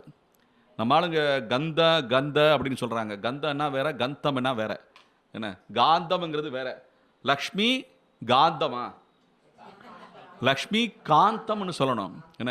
இப்போ நம்ம ஊரில் பெரிய ஒரு தலைவர் காந்தின்னு சொல்கிறாங்க. அவர் பேர் காந்தியா காந்தியா? அப்போவே பேரை மாற்றி வச்சுட்டாங்க போலயே. காந்தின்னு தானே சொல்லணும். காந்தினா ஒளிமிக்கவர், தேஜஸ் மிகுந்தவர்னு அர்த்தம். காந்தி என்ன தெரியுமா ஆகும்? கான் அப்படின்னு காந்தின்னா கான்னா வாசனைன்னு அர்த்தம். காந்தி இல்லை தவறு இல்லை, கந்தம் இல்லை, அப்படி கிடையாது. காந்தம் அந்த காந்தம் காந்தம்னு வந்துச்சுனாலே மனம்னு தான் அர்த்தம். நம்ம நாற்றம்னு சொன்னாலே நேராக வந்து சாக்கடைக்கே போயிடுவோம். நம்ம நாற்றம் என்ன வாசனைன்னு தான் அர்த்தம். நாற்ற துளாய்முடி நாராயணன் அப்படின்னு சொல்லி ஆண்டாள் பாடுறான்னா எப்படி? நாற்றம்னா துர்நாற்றம் இருக்கு, நல்ல நாற்றம் இருக்கு. நம்ம நாற்றம்னாலே அதுக்கே போயிடுறோம். நம்ம அதிகப்படியாக சுவாசிக்கிறது அந்த நாற்றம் தான் போல, அதனால அதுக்கு போயிடுறோம். ஒன்றும் தெரியல. வேர்வை நாற்றம், இந்த நாற்றம், அந்த நாற்றம் அப்படின்னு சொல்லி அதான் சொல்றீங்க. அந்த வார்த்தைக்கே தவறான ஒரு கற்பித்தல் ஆயிடுச்சு பார்த்தீங்களா? நாற்றம்னா மனம்னு தான் அர்த்தம். நறுமணம் அப்புறம் வேற மனம்னு அர்த்தம். நம்ம மனத்தை மட்டும் போட்டுறோம், நாற்றத்தை போட்ட மாட்டேங்கிறோம்ல. ஏன்னா அது தவறான ஒரு கற்பித்தல் ஆயிடுச்சு. அதனால இந்த மாதிரி சில மாற்றங்கள் எல்லாம் ஏற்பட வேண்டும், உண்மை தெளிவு ஏற்பட வேண்டும். ஆகல கந்தம் கமழும் குழலி கடை திறவாய். கந்தம்னா கந்தம்னு வாசிக்கணும். கந்தம்னு சொல்லக்கூடாது. கந்தம் கமழும் குழலி கடை திறவாய். வந்து எங்கும் கோழி அடைத்தனகான் மாதவி பந்தல் மேல் பல்கால் குயிலினங்கள் கூவினகான்னு சொல்றார். இந்த மாதவி பந்தல்ங்கிறது நம்ம ஒவ்வொரு வீட்டிலையும் வந்து அந்த பறவைகள் இளைபாறுவதற்காக அவங்களுக்கு வேண்ட தானியங்களையே நீர் வச்சு ஒரு காலத்தில் வச்சுருந்தாங்களாம். அதுக்கு பேரே மாதவி பந்தலாம். ஒவ்வொரு வீட்லையும் உள்ள தோட்டத்தில் அதை வச்சுருப்பாங்களாம். அது பறவைகளுக்குன்னே வைக்கப்படுகின்ற. இன்றைக்கி ஒரு ஊரில் வந்து ஒரு பறவைக்கு தானியம் வச்சு நெய் தண்ணி வச்சாலே பறவைகள் நிறைய வருதுன்னு சொல்லி நம்ம நிறைய இந்த இதில் பாட்டு இருக்கோம்ல, காணொலியில் பார்த்துருக்கட்டும் இருக்கும் இல்லையா? அது சர்வசாதாரணமாக ஒரு வீட்லையும் இருக்குமா. அந்த மாதவி பந்தல் பல்கால் குயிலினங்கள் எல்லாம் குவியிட்டு இருக்கு. கோழி அடைத்தனகான்னு சொல்கிறா. கோழி அழைத்தனகான்னா கோழி சேவல்லாம் ஊதுற கத்துற நேரம் ஆயிடுச்சு, அதை அழைக்கிறது காலை பொழுது ஆயிடுச்சுன்னு சொல்லி விடியலை மறுபடியும் உணர்த்துகிறாள். பந்தார் விரலி உண்மை துணன் பேர் பாட. பந்தார் விரலி அப்படின்னு சொல்றான். பந்தார் விரலின்னா ஒன்று இந்த பந்தை வச்சு விளையாடக்கூடிய அந்த விரலை உடையவளே என்று பொருத்தம். அந்த பந்தை வந்து தூக்கி தூக்கி விளையாடி பார்ப்பாங்களே, அந்த போல அந்த விரல் பிஞ்சு விரல் இருக்குன்னு சொல்லுவாங்க. இன்னொன்று நல்ல பந்து போல விரலே இருக்குமா. நல்ல போஷாக்குடன் வளர்கின்ற அந்த குழந்தை நல்ல நெய்யும் தயிரும் பாலும் மோரும்னு சாப்பிட்டு வளரும்போது நல்ல போஷாக்கா அந்த குழந்தை இருக்கும்போது அழகா இருக்குமா. கை ரேகையெல்லாம் பார்த்தோம்னா அப்படி அமிழ்ந்து ஆழ்ந்து இருக்குமா. அது பந்து போல ஒவ்வொரு விரலும் இருக்குமா. பார்த்துருக்கீங்களா? சின்ன குழந்தைங்களுக்கு சில பேருக்குலாம் அப்படியே இந்த விரல் வந்து நகமே தெரியாது. நகம் வளர்ந்துருந்தால் அந்த அளவுக்கு நல்ல குண்டு குண்டா பந்து போல இருக்கும் விரல். பந்தார் விரலின்னு சொல்வது போல பந்தார் விரலி உண்மை துணன் பேர்பாட. செந்தாமரை கையா சீரார் வந்து செந்தாமரை கையா சீரார் வளையொலிப்ப வந்து திரவாய் மகிழ்ந்தேலோர் எம்பாவாய்ன்னு சொல்லி இந்த பாசுரம் முடியுது. இதில் வந்து இந்த சீரார் வளையொலிப்ப அப்படின்னு சொல்லும்போது தான் பகவத் ராமானுஜர் மயங்கி கீழே விழுந்திருக்காருங்கிறது பூர்வர்களுடைய அது அனுபவம். செந்தாமரை கையால்னா கை வந்து செந்தாமரை போலே பெண்களுக்கு இருக்க வேண்டும். நிறைய பெண்களுக்கு கையை பார்த்தோம்னா பார்த்துக்கிட்டே இருக்கலாம் போல தோணும். ஏன்னா அந்த அளவுக்கு லட்சணமாக இருக்கும். ஒரு அந்த ரேகையும் சரி, அந்த கையுடைய அந்த அம்சமும் சரி, அப்படியே ஒரு படர்ந்து நல்ல நல்ல சிறப்பாக இருக்கும் அந்த கை எல்லாமே. அதுபோல் செந்தாமரை கையால் சீரார் வளையொலிப்ப வந்து திரவாய் மகிழ்ந்து எலோர் எம்பாவாய்.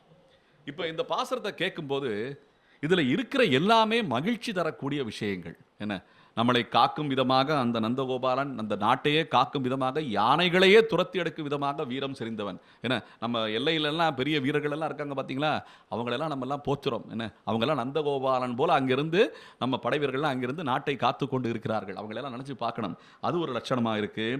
அப்புறம் நந்தகோபாலனுடைய மருமகளை அந்த லட்சணத்தை அழகை போற்றுகிறார்கள்.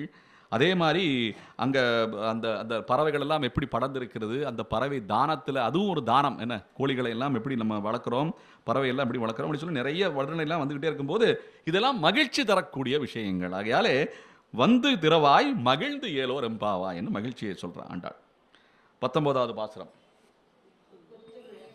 குத்து விளக்கெரிய கோட்டுக்கால் கட்டில் மேல் மெத்தென்ற பஞ்சதயனத்தின் மேலேறி கொத்தலர் பூங்குழல் நப்பின்னை கொங்கை மேல் வைத்து கிடந்த மலர் மார்பாவாய் திரவாய் மைத்தடங்கண்ணினாய் நீ உன் மணாடனை எத்தனை போதும் துயிலட ஒட்டாய்கான் எத்தனை ஏலும் பிரிவாற்ற இல்லாயால் தத்துவமன்று தகவு ஏலோரம்பாவாய் சொல்லி ஆண்டாள் இந்த பாசுரத்தில் மறுபடியும் எழுப்பிக்கிட்டே வர்றான். இப்போ கண்ணனை எழுப்புவதற்கு முன்னாலே நப்பின்னையை எழுப்பும் விதமாக இந்த பாசுரம் அமைந்திருக்கிறது. குத்து விளக்கெரிய கோட்டுக்கால் கட்டில் மேல் மெத்தன்ன பஞ்சஜயனத்தின் மேலேறி அப்படின்னு சொல்லும்போது அந்த படுக்கறையில் ஆழ்ந்து படுத்துக்கிட்டு இருக்கிற கண்ணனோடே என்ன செறிந்து இருக்கின்ற மன்னி இருக்கின்ற அந்த பெண் பிள்ளையான நப்பின்னையை குறிப்பிடுகிறார்கள். இப்போ நப்பின்னை உடைய மார்பிலே படுத்து கிடந்த மலர் மார்பா அப்படின்னு சொல்லி கண்ணனை போற்றுறாங்க. என்ன, இது அந்த லட்சணத்தை காட்டுகிறார்கள். இப்போ அவ மார்புல இவ படுத்திருக்காளா, அவன் மார்புல இவ படுத்திருக்காளாங்கிற அளவுக்கு அந்த அந்யோன்யத்துடன் படுக்கும் போது நம்ம நிறைய விஷயங்கள் எல்லாம் நம்ம தெரிஞ்சு செய்கிறோம்னு நினச்சிக்கிட்டு இருக்கோம். பார்க்குறவங்களுக்கு தான் என்ன இப்படி படுத்திருக்கான் அப்படி படுத்திருக்கான், நமக்கு ஒரு இதுவும் தெரியாதுங்க. என்ன, அடிச்சு போட்ட மாதிரி படுத்துக்கிட்டு இருப்போம். அப்போ மார்பில் படுக்கிறோமோ கால் முட்டியில் படுக்கிறோமோ எவனுக்கு தெரியும்? சுருண்டு சுருண்டு படுத்து கிடப்போம். நல்ல படுக்கை நல்ல உறக்கம்னா அதான். நமக்கு படுத்தோம்னா எந்த ஒரு யாராவது அழைச்சா கூட தெரியக்கூடாது. அந்த அளவுக்கு ஆழ்ந்த உறக்கம் இருந்தால் நல்லது, ஆரோக்கியம்னு சொல்கிறாங்க சில பேர் யாராவது கூப்பிட்டா எந்திரிக்கலைன்னா அந்த அளவுக்கு உனக்கு சோம்பேறித்தனமான உறக்கமானு கேட்குறாங்க. ரெண்டுமே நம்ம சரியாக நம்ம அனுசரிக்க வேண்டியதான். ஆகையாலே இந்த உறக்கம் என்று சொல்லும்போது இந்த உறக்கம் அந்யோன்யத்தை குறிப்பிடுகிறது. அந்த பெண் பிள்ளை எவ்வளவு அந்யோன்யமாக இருக்கின்ற பெண் பிள்ளை அப்படின்னா, இவளுடைய சிபாரிசு நமக்கு கிட்டினாலே வாழ்க்கை சிறக்கும்.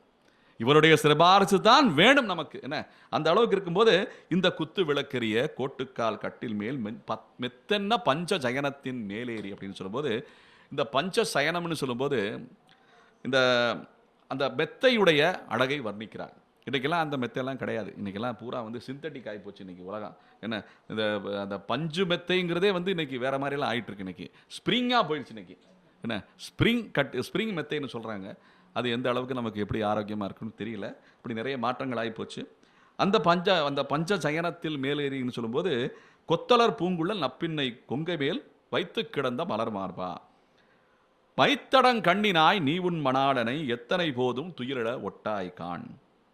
மைத்தடங் கண்ணினாய்னா கண்ணினுடைய என்ன, அது நல்லா அகன்று என்ன அப்படியே பார்த்தா மீன் போல இருக்கணுமா. மைத்தடங் கண்ணினாய்னு சொல்கிறாங்க.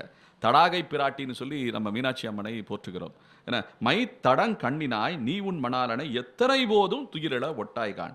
எப்போவுமே சேர்ந்து இருக்கின்ற அந்த நப்பின்னை என்ன, எத்தனை ஏலும் பிரிவாற்ற இல்லாயால் அகலகில்லேன் இறையுமென்னு அலர்மேல் மங்கை உரை மார்பா அப்படின்னு சொல்றது போல அவ மார்பை விட்டு அகலாம இருக்கிற அளவுக்கு எத்தனை ஏலும் பிரிவாற்ற இல்லாயால் அப்படின்னு சொல்றாங்க. தத்துவம் அன்று தகவேலோ ரெம்பாவாய். இப்படியே நீ அனுபவிச்சுக்கிட்டே கண்ணனை நீ மட்டுமே அனுபவிச்சுட்டே இருந்தா அது தத்துவம் கிடையாது, அது தகவும் கிடையாதுன்னு சொல்லி ஆண்டாள் அப்படியே அந்த குறையை நிவர்த்தி செய்வது போலே, நிவர்த்தி செய் என்று கேட்பது போலே ஆண்டாள் இந்த பாசுரத்திலே நிறைவு செய்கிறாள். 20வது பாசுரம். 33 அமரர்க்கு முன் சென்று கப்பம் தவிர்க்கும் கலியே துயிலடாய் செப்பமுடையாய் திரருடையாய் செற்றார்க்கு வெப்பம் கொடுக்கும் விமலா துயிலடாய் செப்பென்ன மென்முலை செவ்வாய் சிறுமருங்குல் நப்பின்னை நங்காய் திருவே துயிலடாய் உக்கமும் தட்டொளியும் தந்துண்மணாடனை இப்போதே எம்மை நீராட்டேலோரம்பாவாய் சொல்லி இந்த பாசுரம் நப்பின்னை கிட்ட வேண்டுறது போலே இந்த பாசுரம் அமைந்திருக்கிறது. என்ன, அவள் வந்து நம்ம வந்து சிபாரிசு இல்லாமல் எந்த காரியமும் நடக்காதுங்க. இப்போ ஒரு ஒரு அர்ச்சகரை நம்ம ஒரு சன்னதிக்கு போகிறோம், நேராக சன்னதியில் போய் பெரிய அர்ச்சகர்கிட்ட போய் இந்த பூ கொடுங்க அப்படின்னு சொன்னால் அவர் பார்ப்பார், இந்த அங்கே போ அப்படிம்பாரு, பின்னாடி போ அப்படின்னாரு. பரிசாரகர் இருப்பார், கூட இன்னொரு அர்ச்சகர் இருப்பார். அவர் வந்து அந்த பூவோ பழமோ எடுத்துட்டு அவர்கிட்ட கொடுத்தாதான் அவர் ஏற்றுக்குவார். என்ன, ஒரு சிபாரிசு வேணும். ஏன்னா அதான் ஒரு முறை. எப்போவுமே ஒருத்தரே இருந்தால் சரிப்பட்டு வராது. என்ன, 2 பேர் இருக்கணும். இப்போ நம்ம கிருஷ்ணமூர்த்தி ஐயா இருந்தார், அவர் எந்திரிச்சு பூஜை பண்ணும்போது ஒரு 2 கூட வந்து அவங்க ஒத்தாசிக்கு வந்து அவங்களும் சேர்ந்து செய்யணும். ஏதாவது கூடி குளிர வேண்டும். நமக்கு கிடைக்கிற ஒரு பாக்கியம் மற்றவங்களுக்கு கிடைக்கணுங்கிறது போல நப்பின்னை பிராட்டியுடைய சிபாரிசு இருந்தால் தான் கண்ணை நேர்த்துக்குவான். என்ன, தாயாருடைய அந்த கடாட்சம் இல்லைன்னா எதுவுமே நடக்காதுங்க. அதனால தான் இந்த வைஷ்ணவ சம்பிரதாயம் இருக்குல்ல, அதுக்கு ஸ்ரீ வைஷ்ணவம்னே பேர் வந்திருக்கு. என்ன, ஸ்ரீ இல்லாமல் சம்பிரதாயமே கிடையாது. நேரடியாக பகவானை போய் அணுகிற முடியாது நம்ம. பிராட்டியுடைய அந்த சிபாரிசு, அதுக்கு பேர் தான் ஸ்ரீ பாரிசுன்னு சொல்லதான் சிபாரிசுன்னு மாறி இருக்கு. ஸ்ரீயுடைய ஸ்ரீ பாரியையாக இருந்து நமக்கு செய்யக்கூடிய அந்த அனுசரணைகள் எல்லாமே, அந்த அந்த கடாட்சம், அந்த கருணை எல்லாமே தான் ஸ்ரீ பாரிசுன்னு சொல்றாங்க. சிபாரிசுன்னு மாறி போச்சு. தமிழ்ல சிபாரிசு சிபாரிசுன்னு மாறி போச்சு. எல்லாத்துக்குமே சிபாரிசு. கடவுள் நம்பிக்கை இல்லைன்னாலும் சிபாரிசு தேவைப்படுது, இருக்குன்னாலும் சிபாரிசு தேவைப்படுது. உண்மையிலே சொல்லப்போனால் நிறைய இந்த கடவுள் நம்பிக்கை இல்லைன்னு சொல்கிறாங்க பார்த்தீங்களா, அவங்கள கூட நம்பிடலாம். ஆனால் கடவுளே இல்லைன்னு சொல்கிறாங்க பார்த்தீங்களா, அவங்கள நம்பிடவே கூடாது. என்ன காரணம் தெரியுமா? யார் யார் கடவுள் இல்லை இல்லைன்னு சொல்கிறாங்களோ அவங்க கடவுளாக பார்க்குறாங்கன்னு அர்த்தம்.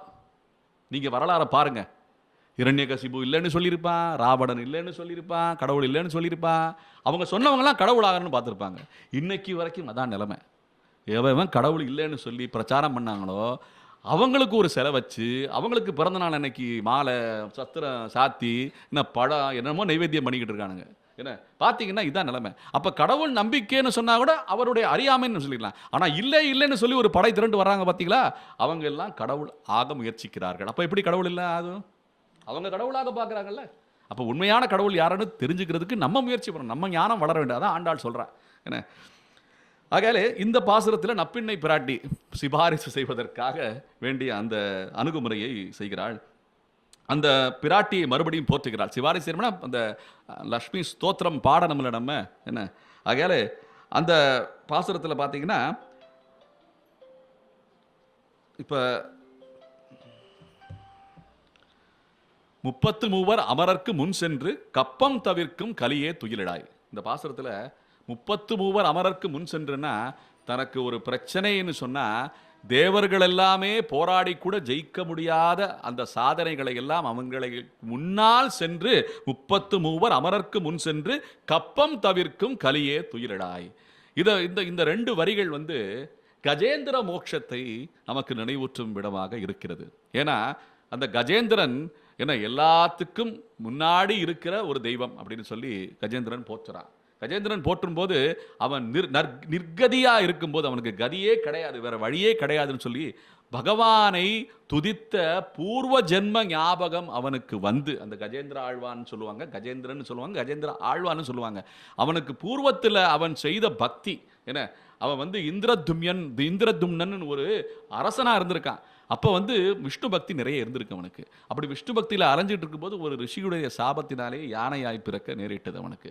அந்த யானையாய் பிறந்த அந்த கஜேந்திரன் முதலை வாய் என்ன கவரப்பட்டு எத்தனையோ ஆண்டுகள் அந்த கஜேந்திரன் துடிச்சுக்கிட்டே இருந்ததான். அப்படி துடிக்கும் போது திடீர்னு அவனுக்கு ஞானம் வந்து அங்கே இருக்கின்ற ஒரு தாமரை மலரை எடுத்து ஆதி மூலமே என்று பிளிரியதாம் என்பது வரலாறு. அப்படி பிளிரும் போது அந்த ஆதி மூலம்னா யாரு? என்ன, தனக்கு ஒரு காரணம் இல்லாதவன், தானே அனைத்துக்கும் காரணமாக இருப்பவன். என்ன, தனக்கு ஒரு காரணம் கிடையாது, தனக்கு தாய் தகப்பன் கிடையாது, ஆனால் அவன் தான் அனைத்துக்கும் தாயுமானவன் தகப்பனும் ஆனவன் சொல்வது போல அவன் யாருன்னு சொல்லும் போது எல்லாரும் விலகிட்டாங்களாம். என்ன, நம்ம வகுப்புல வந்து ஒரு விஷயம் கேட்போம், ஒரு கேள்வி கேட்போம், இந்த கேள்விக்கு பதில் யாருக்கு தெரியும்னா எல்லாம் விலகிடுவாங்க. யாருக்குமே தெரியாத போது ஏதோ வர முடியும், யார் அந்த சார் அப்படின்னு சொன்னா முடிஞ்சு போச்சு, திணற அடிச்சு ஓடுறாங்க பார்த்தீங்களா? அது போல நமக்கு வந்து சில இதுக்கு வந்து பதில் தெரியலன்னா விளக்கிடும். யாரு தெரியுமோ போங்கப்பா, நீ போயிடுறது, நீ போங்க அப்படின்னு சொல்றது போல இந்த 33 அமரர்க்கு முன் சென்றிருக்கிறான் அந்த பரவாசுதேவனான பகவான். அந்த வைகுண்டத்திலிருந்து ஸ்ரீதேவி பூதேவி சமேதனாக அந்த கருடாரூடனாக அவன் அப்படியே பறந்து வந்து கருடன் வந்து போறதுக்கு கொஞ்சம் தாமரிச்சா கூட இவர் முன்னாடி போய் நின்றுட்டாராம். வாடா அப்படின்னு சொல்லி கருடனை கூப்பிட்டுக்கிட்டு அழைச்சிக்கிட்டு கருடனை இவர் மேல வச்சுக்கிட்டு போற அளவுக்கு வேகமாம். என்ன வேஷ்டியை கூட சரியா மடிச்சு கட்டிக்கலையாம் பகவான் நாராயணன்.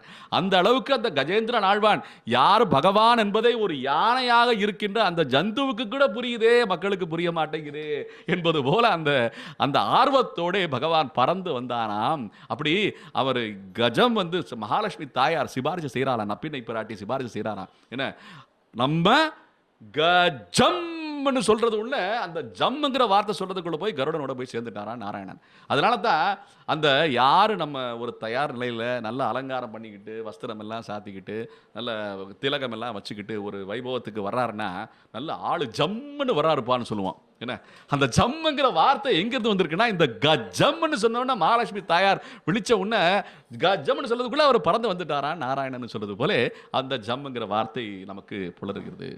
ஆகையால இது வந்து கஜேந்திர மோட்சத்தை உணர்த்தும் விதமாக 33 கோடி தேவர்களுக்கெல்லாம் முன்னே சென்றிருக்கிறான் அந்த நாராயணன். 33 அமரர்க்கு முன் சென்று கப்பம் தவிர்க்கும் கலியே துயிலடாய் அப்படின்னு சொல்றாங்க. கப்பம் என்ன, நம்ம மாற்று விஷயமா ஏதாவது கொடுத்தாதான் நமக்கு கிடைக்கும். வரின்னு சொல்லுவாங்க. வரின்னு சொல்றது என்ன காரணம்னா, வரி நமக்கு செலுத்தும் போது மகிழ்ச்சியா இருக்குமா என்ன? இந்த வரி செலுத்தணும்னாலே மக்களுக்கு ஒரு பெரிய வேதனை. என்ன காரணம் தெரியுமா? இந்த வரி செலுத்துற பணத்துக்கு மாற்று விஷயமா நமக்கு என்ன நடக்க போகுதுன்னே தெரியாது.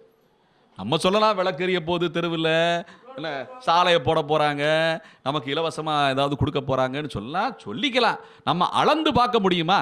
ஒரு 10 ரூபா கொடுத்தா ஒரு இட்லி கிடைக்கும்யா, என்ன அதுவும் வரி மாதிரி தான். ஆனா அதுக்கு உண்டான மாற்று பொருள் என்ன நமக்கு சந்தையில் நிகராக கிடைக்குது. என்ன ஆனால் இந்த வரிக்கு என்னன்னே புரிய மாட்டேங்குது. எவன் கையில் இந்த காசு போகுமோன்னு பயம் வந்துடுது நமக்கு. அதனால இந்த வரியினாலே நமக்கு ஒரு கலக்கம். அதான் கப்பம்னு சொல்றாங்க. என்ன இந்த கப்பத்தை யாருக்கு கட்டுறோம்னு தெரியாது. என்ன ஆகையால 33 அமரர்க்கு முன் சென்று கப்பம் தவிர்க்கும் வரியே கிடையாதுப்பா. மகிழ்ச்சி தானே? இப்ப உங்களுக்கு நோ டாக்ஸ்.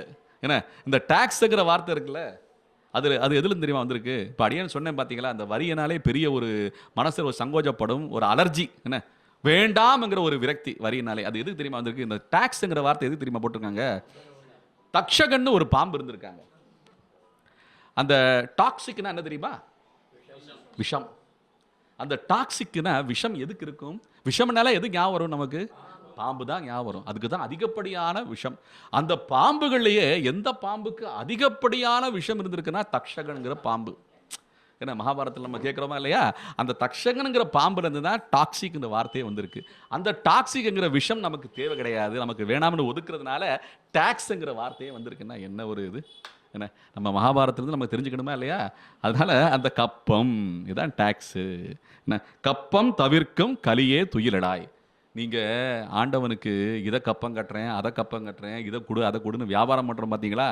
என்ன உனக்கு 2 விளக்கு ஏற்றுறேன், 2 விளக்கு ஏற்றுறேன், உனக்கு சனிக்கிழமை வந்து 2 விளக்கு ஏற்றுறேன், எனக்கு நீ வியாபாரத்தில் ஒரு 10 கோடி என்ன அப்படின்னு சொல்கிறாங்க ஆள் இருக்காங்க. என்ன அப்படி இருக்கும்போது இது கப்பம். இந்த கப்பம்லாம் உனக்கு தேவையில்லை. இந்த வாழ்க்கையே உனக்கு முடிய போகுது. நீ என்னோட இடத்துக்கு வைகுண்டத்துக்கு வரப்போற கதவு திறந்தாச்சு, வைகுண்ட வாசல் திறந்து கிடக்கு, வா. அப்ப கப்பம்லாம் உனக்கு கட்ட இனிமே தேவையில்லை, நானே உனக்கு கிடைக்க போறேன். என்ன நானே ஆண்டவனே கிடைக்க போறான் கஜேந்திர ஆழ்வானுக்கு. அவனே இறங்கி வந்துட்டான், மோட்சம் கொடுக்க போறான். ஏன்னா அப்படி இருக்கும்போது எதுக்கு இந்த கப்பம்ங்கிறது? கப்பம் தவிர்க்கும் கர்மாக்கள் கிடையாது, பாவ புண்ணியங்கள் இனிமே கிடையாது, உனக்கு மோட்சம் தயார். அந்த கப்பம் தவிர்க்கும் கலியே துயிலடாய். செப்பமுடையாய் திரளுடையாய் செற்றார்க்கு வெப்பம் கொடுக்கும் விமலா துயிலடாய் அப்படின்னு சொல்லி நேரா கண்ணனையே எழுப்புகிற விதயமா இது அமைந்திருக்கு இந்த பாசுரம். இந்த பாசுரத்துல தான் நப்பிண்ணை பிராட்டி எழுப்பிக்கிட்டே வந்து கண்ணனை எழுப்புகிறாள். என்ன செப்பென்ன? இப்ப நம்ம நேரா கண்ணன் எழுப்ப முடியாது, நப்பின்னை பிராட்டியோட சேர்த்து தான் எழுப்பிக்கிட்டு இருக்கா. இப்ப எழுப்புறது கண்ணனையும் சேர்த்து நப்பின்னை பிராட்டியோட சேர்த்து எழுப்பும் விதமாக செப்பென்ன மென்முலை செவ்வாய் சிறுமருங்குல் நப்பின்னை நங்காய் திருவே துயிலெழாய்னு சொல்லி அவளையும் சேர்த்து எழுப்பும் விதமாக அமைந்திருக்கிறது. ஏன்னா அந்யோன்யமா படுக்கும் போது இவ சிபாரிசு செஞ்சு அவன் எந்திரிக்க போறதில்ல, என்ன இவ எழுப்பி அவ எந்திரிக்க போறானா என்ன, மறுபடியும் பரண்டு படுத்துக்குவாங்க போலன்னு சொல்றதுனால கண்ணனையும் எழுப்ப ஆரம்பிக்கும் போது இவளையும் சேர்த்து எழுப்பும் விதமாக நப்பின்னை நங்காய் திருவே துயிலெழாய் உக்கமும் தட்டொழியும் தந்துன் மணாளனை இப்போதே எம்மை நீராட்டேலோர் எம்பாவாய்ன்னு சொல்லி முடிக்கிற அந்த பாசுரத்துல. உக்கமும் தட்டொழியும்னா எந்திரிச்ச உடனே கண்ணாடியை பார்க்குறோம், தலை சீவுறோம், தட்டொளி, ஏன்னா இதெல்லாம் வந்து கண்ணாடி. தட்டொளின்னா கண்ணாடி, உக்கமும்னா அந்த தயார் பண்ணிக்கிற அந்த இதெல்லாம் சாதனங்கள் எல்லாமே கொடுத்து உக்கமும் தட்டொளியும் தந்துன் மணாளனை அவனை தயார் நிலைப்படுத்தி இப்போதே எம்மை நீராட்டேலோர் எம்பாவாய்னு சொல்லி இந்த ஆண்டாள் பாசுரத்தை முடிக்கிறா. 20வது பாசுரம். இப்ப இந்த நீராட்டேலோர் எம்பாவாய்னு மறுபடியும் ஆண்டாள் சொல்றா. அப்ப குளிக்கலையா? கேள்வி வருதா இல்லையா? இப்போதே எம்மை நீராட்டேலோர் எம்பாவாய். என்னப்பா குளக்கரைக்கு போய் குளிச்சுட்டு திருப்பாவை என்ன அந்த பாவை என்ன பாவை பிரார்த்தனை எல்லாம் பண்ணிட்டு அப்புறம் வந்து பெண் பிள்ளைகளாக எழுப்பிட்டு கோயிலுக்கு வந்து நந்தகோபாலன் அப்புறம் யசோதாய், கோவில் காப்பான் வாயில் காப்பான் நந்தகோபாலன் யசோதாய் அப்புறம் நப்பின்னை பிராட்டி அப்படின்னு சொல்லி வரும்போது அந்த வரிசையில் வரும்போது திடீர்னு நீராட்டல் ஒரு எம்பாவா என்று மறுபடியும் இந்த பாத்திரத்தில் நீராட்டல் அப்போ குளிக்கலையா அப்படின்னு பார்த்தா இந்த நீராட்டல் அருட்கடாட்சம், அருட்பார்வை, கண்ணனுடைய கருணை பார்வை தனக்கு கிட்ட வேண்டும், தமக்கு அந்த கோஷ்டியினருக்கு கிட்ட வேண்டும் என்பதனாலே அந்த நீராட்டலை குறிப்பிடுகிறாள் ஆண்டாள் பூமி பிராட்டி. நம்ம கோயிலுக்கு சென்று திருமஞ்சனம் நடக்குங்க. அந்த நீராட்டல் அது ஒரு நீராட்டல். நம்ம வீட்டில எல்லாம் தலைக்கு குளிச்சுட்டு நல்ல தயார் நிலையில் நல்ல வஸ்திரம் எல்லாம் மங்கள வஸ்திரம் எல்லாம் அணிஞ்சிட்டு தான் கோயிலுக்கு போகிறோம். போன உடனே அந்த நீராட்டல் ஆன பிறகு பகவானுக்குண்டான அந்த சகஸ்ர தாராவில் இருந்து அப்படியே நீர் வந்து அப்படியே பொழியும். என்ன அந்த தீர்த்தம் எல்லாம் பகவானுக்குண்டான அந்த அபிஷேகம் எல்லாம் அந்த திருமஞ்சனம் எல்லாம் ஆன பிறகு நமக்கு புரோக்ஷிப்பாங்க தெரியுமா? என்ன அது அவனுடைய அருட்கடாட்சம் நமக்கு கிட்டுகிறது. அந்த நீராட்டலை குறிப்பிடுவது போலே ஆண்டாள் இன்னைக்கும் நாம் அனுபவிச்சுக்கிட்டு இருக்கோம். பார்த்தீங்களா? அந்த புரோக்ஷணையை குறிப்பிடுகிறார் ஆண்டாள். பகவானுடைய கடாட்சம் நமக்கு கிட்ட வேண்டும். எப்போவுமே நம்ம சுத்தம் செய்கிறதுக்கு முக்கியமான ஒன்று எதுன்னா நமக்கு ரொம்ப ஹேதுவாக இருக்கிறது நீர் தான். நீர் தான் எது தெரியுமா? நம்ம எந்த ஒரு சுப காரியம்னாலும் சரி, என்ன அப்புறம் புண்ணிய காரியம்னா முன்னோர்களுக்கு செய்கிற காரியம். புண்ணியம் சுபம் வித்தியாசம் தெரியுமா? புண்ணியம் என்ன முன்னோர்களுக்கு செய்கிற காரியம், சுபம் என்ன நமக்கு நாமே செஞ்சுக்கிற தேவர்களுக்கு செய்கிற காரியம். அதான் புண்ணியம் சுபம்னு சொல்லுவாங்க. அந்த ரெண்டு என்ன கர்மாக்கள்லையும் பார்த்தீங்கன்னா இந்த நீர் ரொம்ப பிரதானம். என்ன எல்லா காரியங்களையும் ஒரு கலசத்தில் நீர் நிரப்பி அதுக்கு மேலே ஒரு தேங்காய் வச்சு என்ன ஆவாகனம் பண்ணுவாங்க. என்ன கங்கா யமுனா காவேரி என்னென்ன இருக்கோ நம்ம வைகை என்ன எல்லாத்தையும் ஆவாகனம் பண்ணி அதில் வரவழைச்சு தான் அதைத்தான் வச்சு தான் அந்த சுபகாரியமும் அந்த மங்களகாரியமும் நடக்கும். அப்படிங்கும் போது கடைசியில் என்ன பண்ணுவாங்க? அதை புரோக்ஷிப்பாங்க. அதான் நீராட்டல். அந்த மங்கள நீர் நம்ம மேலே படணும், அப்போ தான் வந்து நாம் வந்து சுத்தி ஆவோம்ங்கிறது போல இந்த நீராட்டலை ஆண்டாள் குறிப்பது போல இந்த பாசுரத்திலே அமைந்திருக்கிறது. மறுபடியும் அருட்கடாட்சம் நமக்கு கிடைக்க வேண்டும். நந்தகோபனுடைய மருமகளான நப்பின்னை பிராட்டி கண்ணனுடைய சேர்ந்து நம்ம எல்லாம் அருள் மலையிலே பொழிய செய்ய வேண்டும் என்பது போல இந்த பாசுரம். 21வது பாசுரம் கொஞ்சம் வேகமாக போயிட்டு இருக்கோன்னு நினைக்கிறேன். ஏன்னா இருக்கிற சாரத்தை நம்ம வந்து பிழிஞ்சு எடுத்துக்கணும், கொஞ்சம் வேகமாகவும் எடுத்துக்கணும். அதனால ஏற்ற கலங்கள் எதிர்பொங்கி மீதளிப்ப மாற்றாதே பால் சொரியும் வள்ளல் பெரும் பசுக்கள் ஆற்றப்படைத்தான் மகனே அறிவுராய் ஊற்றமுடையாய் பெரியாய் உலகினில் தோற்றமாய் நின்ற சுடரே துயிலடாய் மாற்றார் உனக்கு வலிதொலைந்துன் வாசற்கண் ஆற்றாது வந்து உன் அடிபணியுமா போலே போற்றியாம் வந்தோம் புகழ்ந்தேலோரம்பாவாய். இந்த பாசுரம். இந்த பாசுரத்தில் முக்கியமாக வந்து ஆண்டாள் அடிக்கடி போற்றுற விஷயம், அடியன் முன்னாடி சொன்னது போலே இந்த அந்த சமத்துவமாக இருக்க வேண்டும், அந்த சமம் செய்ய வேண்டும் என்பது போலே தர்மத்திலே நாம் சமம் செய்ய வேண்டியது பசுக்கள் பசுக்கள் பசுக்கள். இந்த பசுக்களை போற்றும் விதமாகத்தான் இந்த பாசுரம் அமைந்திருக்கிறது. எப்படி போற்றுறா பாசுரங்களை இந்த பாசுரத்தில் பாருங்க. ஏற்ற கலங்கள் எதிர்பொங்கி மீதளிப்ப மாற்றாதே பால் சொரியும் வள்ளல் பெரும் பசுக்கள் அப்படின்னு சொல்றான். என்ன இதுக்கு அர்த்தம் தெரியுமா? இன்னைக்கு பசுக்கள் வந்து நம்ம பால் கறக்கணும்னா மடியிலிருந்து நம்ம இழுத்து இழுத்து பாலை வந்து நம்ம கறந்துக்கிட்டு இருக்கோம். இவ அப்படி சொல்லலை. ஏற்ற கலங்கள் எதிர் பொங்கி மீதளிப்பு. அங்கே போய் அந்த அந்த கலம் என்ன பாத்திரம், அந்த பாத்திரத்தை அப்படி வச்சாலே பால் சொரிய ஆரம்பிச்சிருமா. அங்கே பால்காரனே தேவையில்லை, நாமளே போய் நேராக அந்த அந்த சட்டியை வச்சோம்னா, அந்த பாத்திரத்தை வச்சோம்னா பால் கறந்துக்கிட்டே சுரந்துக்கிட்டே இருக்குமா பால். அப்படி சுரக்கிற வள்ளல் பெரும் பசுக்கள் என்ன சொல்றாவ, மாற்றவே முடியாதான், என்ன அந்த சுரக்கிறது நிற்காதான், அப்படி மாற்றவே தேவையில்லையா. நம்ம அந்த அளவுக்கு அந்த பசுக்கள் ஏற்ற கலங்கள் எதிர் பொங்கி மீதளிப்புன்னா, பசு எதிராக நிறைஞ்சு அந்த கலம் அந்த பாத்திரம் எதிர் நிறைஞ்சு நிரம்பி வடியுதான், அதான் அர்த்தம். எதிர் பொங்கி, என்ன பொங்கல் என்ன பண்ணுறோம், அந்த பால் பொங்கி அந்த அரிசி பொங்கி வருது பார்த்தீங்களா, பொங்கலோ பொங்கல்னு சொல்கிறோம். அந்த பொங்கலை குறிப்பிடுகிறாள் ஆண்டாள் பூமி பிராட்டி. அப்படி எதிர் பொங்கி கறக்கும் போதே பொங்கிக்கிட்டு இருக்கான், சுரக்கும் போதே பொங்கிக்கிட்டு இருக்கான். ஏற்ற எப்படி பசுக்கள் இருந்திருக்கு அந்த காலத்தில், என்ன அந்த பசு வளம் அந்த பால் வளம் அவ்வளவு இருந்திருக்கு. நமக்கு சுதந்திரத்துக்கு முன்னாடி இருந்த வளம் எவ்வளவோ, பின்னாடி தான் எல்லாமே மாற்றமாயிருக்கு. என்ன ஒரு 2 புரட்சி நடந்திருக்குன்னு சொல்கிறாங்க. ஒன்று வந்து பசுமை புரட்சி, அது இந்த விதைகள் எல்லாமே வந்து நிறைய வந்து வேகமாக வளரணும், நிறைய தானியங்கள் பெருகணும்னு சொல்லி சில மாற்றங்கள் பண்ணியிருக்காங்க. அந்த ஆராய்ச்சியாளர்களுக்கு தான் தெரியும். இன்றைக்கி நிறைய நம்ம அரிசி கடைக்கு போனால் 20, 10ன்னு சொல்லி நிறைய பேர் புதுசாக வைக்கிறாங்க பார்த்தீங்களா. அதெல்லாம் என்னென்ன பேர், எது வந்து உண்மையான நமக்கு நம்ம தானியம் நம்ம ஊர் அரிசிங்கிறது இன்றைக்கி நிறைய ஒரு, அதான் இப்போ ஆர்கானிக்னு வந்துருச்சு. இப்போ என்ன இது எதுக்குனாலும் ஆர்கானிக் போனால் விலை கூட. இன்றைக்கி நமக்கு ஒரிஜினல் எதுன்னு பார்த்தா அது விலை கூடங்க. இருக்கிறதுலே ஒரிஜினல் எதுன்னா ஆத்மா தான். என்ன அந்த ஆத்மாவை தெரிஞ்சுக்கிட்டா எல்லாமே சரியாயிரும். என்ன அதை தெரிஞ்சுக்கிறாதனால வர்ற பிரச்சனை, பரமாத்மா ஆத்மாவை தெரிஞ்சுக்கிட்டா எல்லாமே சரியாயிரும். ஆகையாலே இந்த இந்த மாற்றம் இது என்னன்னா, அந்த வெண்மை அந்த பசுமை புரட்சி ஒன்று, இன்னும் ஒன்று வெண்மை புரட்சி நடந்திருக்கு. இந்த வெண்மை புரட்சியில் தான் அநேகமான பசுக்கள் எல்லாமே கலப்படமாயிருக்கு. வேகமாக பால் சுரக்கணும்னு சொல்லி இன்றைக்கி நம்ம பார்க்குற பசுக்கள் தெருக்களில் பார்க்குறோம்ல, அதெல்லாம் உண்மையான பசுக்களா அப்படின்னு சொன்னால் பெரிய கேள்விக்குறி தான். ஏன்னா அது வந்து அந்த அந்த அணு மாற்றம் செய்யப்பட்ட பசுக்கள்னு சொல்கிறாங்க. மரபணு மாற்றம், அந்த மரபணு மாற்றம் செய்யப்பட்ட பசுக்கள். உண்மையான பசு எப்படி இருக்குன்னு தெரியுமா, காலையில் எப்படி மேலே வந்து திமிழ் இருக்கும், அதுபோலே பசுக்களுக்கு இருக்கும். பசுவை பார்த்துருக்கீங்களா அந்த பசுக்களை, அதான் பசுவுடைய லட்சணம். அந்த பசுக்கள் தான், அந்த திமிழ் தான் 33 கோடி தேவர்களும் பசுவில் என்ன வசிக்கிறாங்கன்னு சொல்லி நம்ம அந்த கோபூஜையெல்லாம் பண்ணுறோம். அப்போ அந்த திமிழ் எதை குறிக்குதுன்னா, மேருமலையை குறிக்கிறது அந்த திமிழ். அந்த மேருமலையை நாம் வலம் வருவது போலே பசு தேவர்களை எல்லாம் சேர்த்து, எல்லா தேவர்களையும் சேர்த்து மகாலட்சுமி தாயார் பின்புறம் அமர்ந்திருக்க, பிருஷ்டபாகத்தில் அமர்ந்திருக்க அந்த பசுவை வலம் வந்தால் அது கோபூஜை.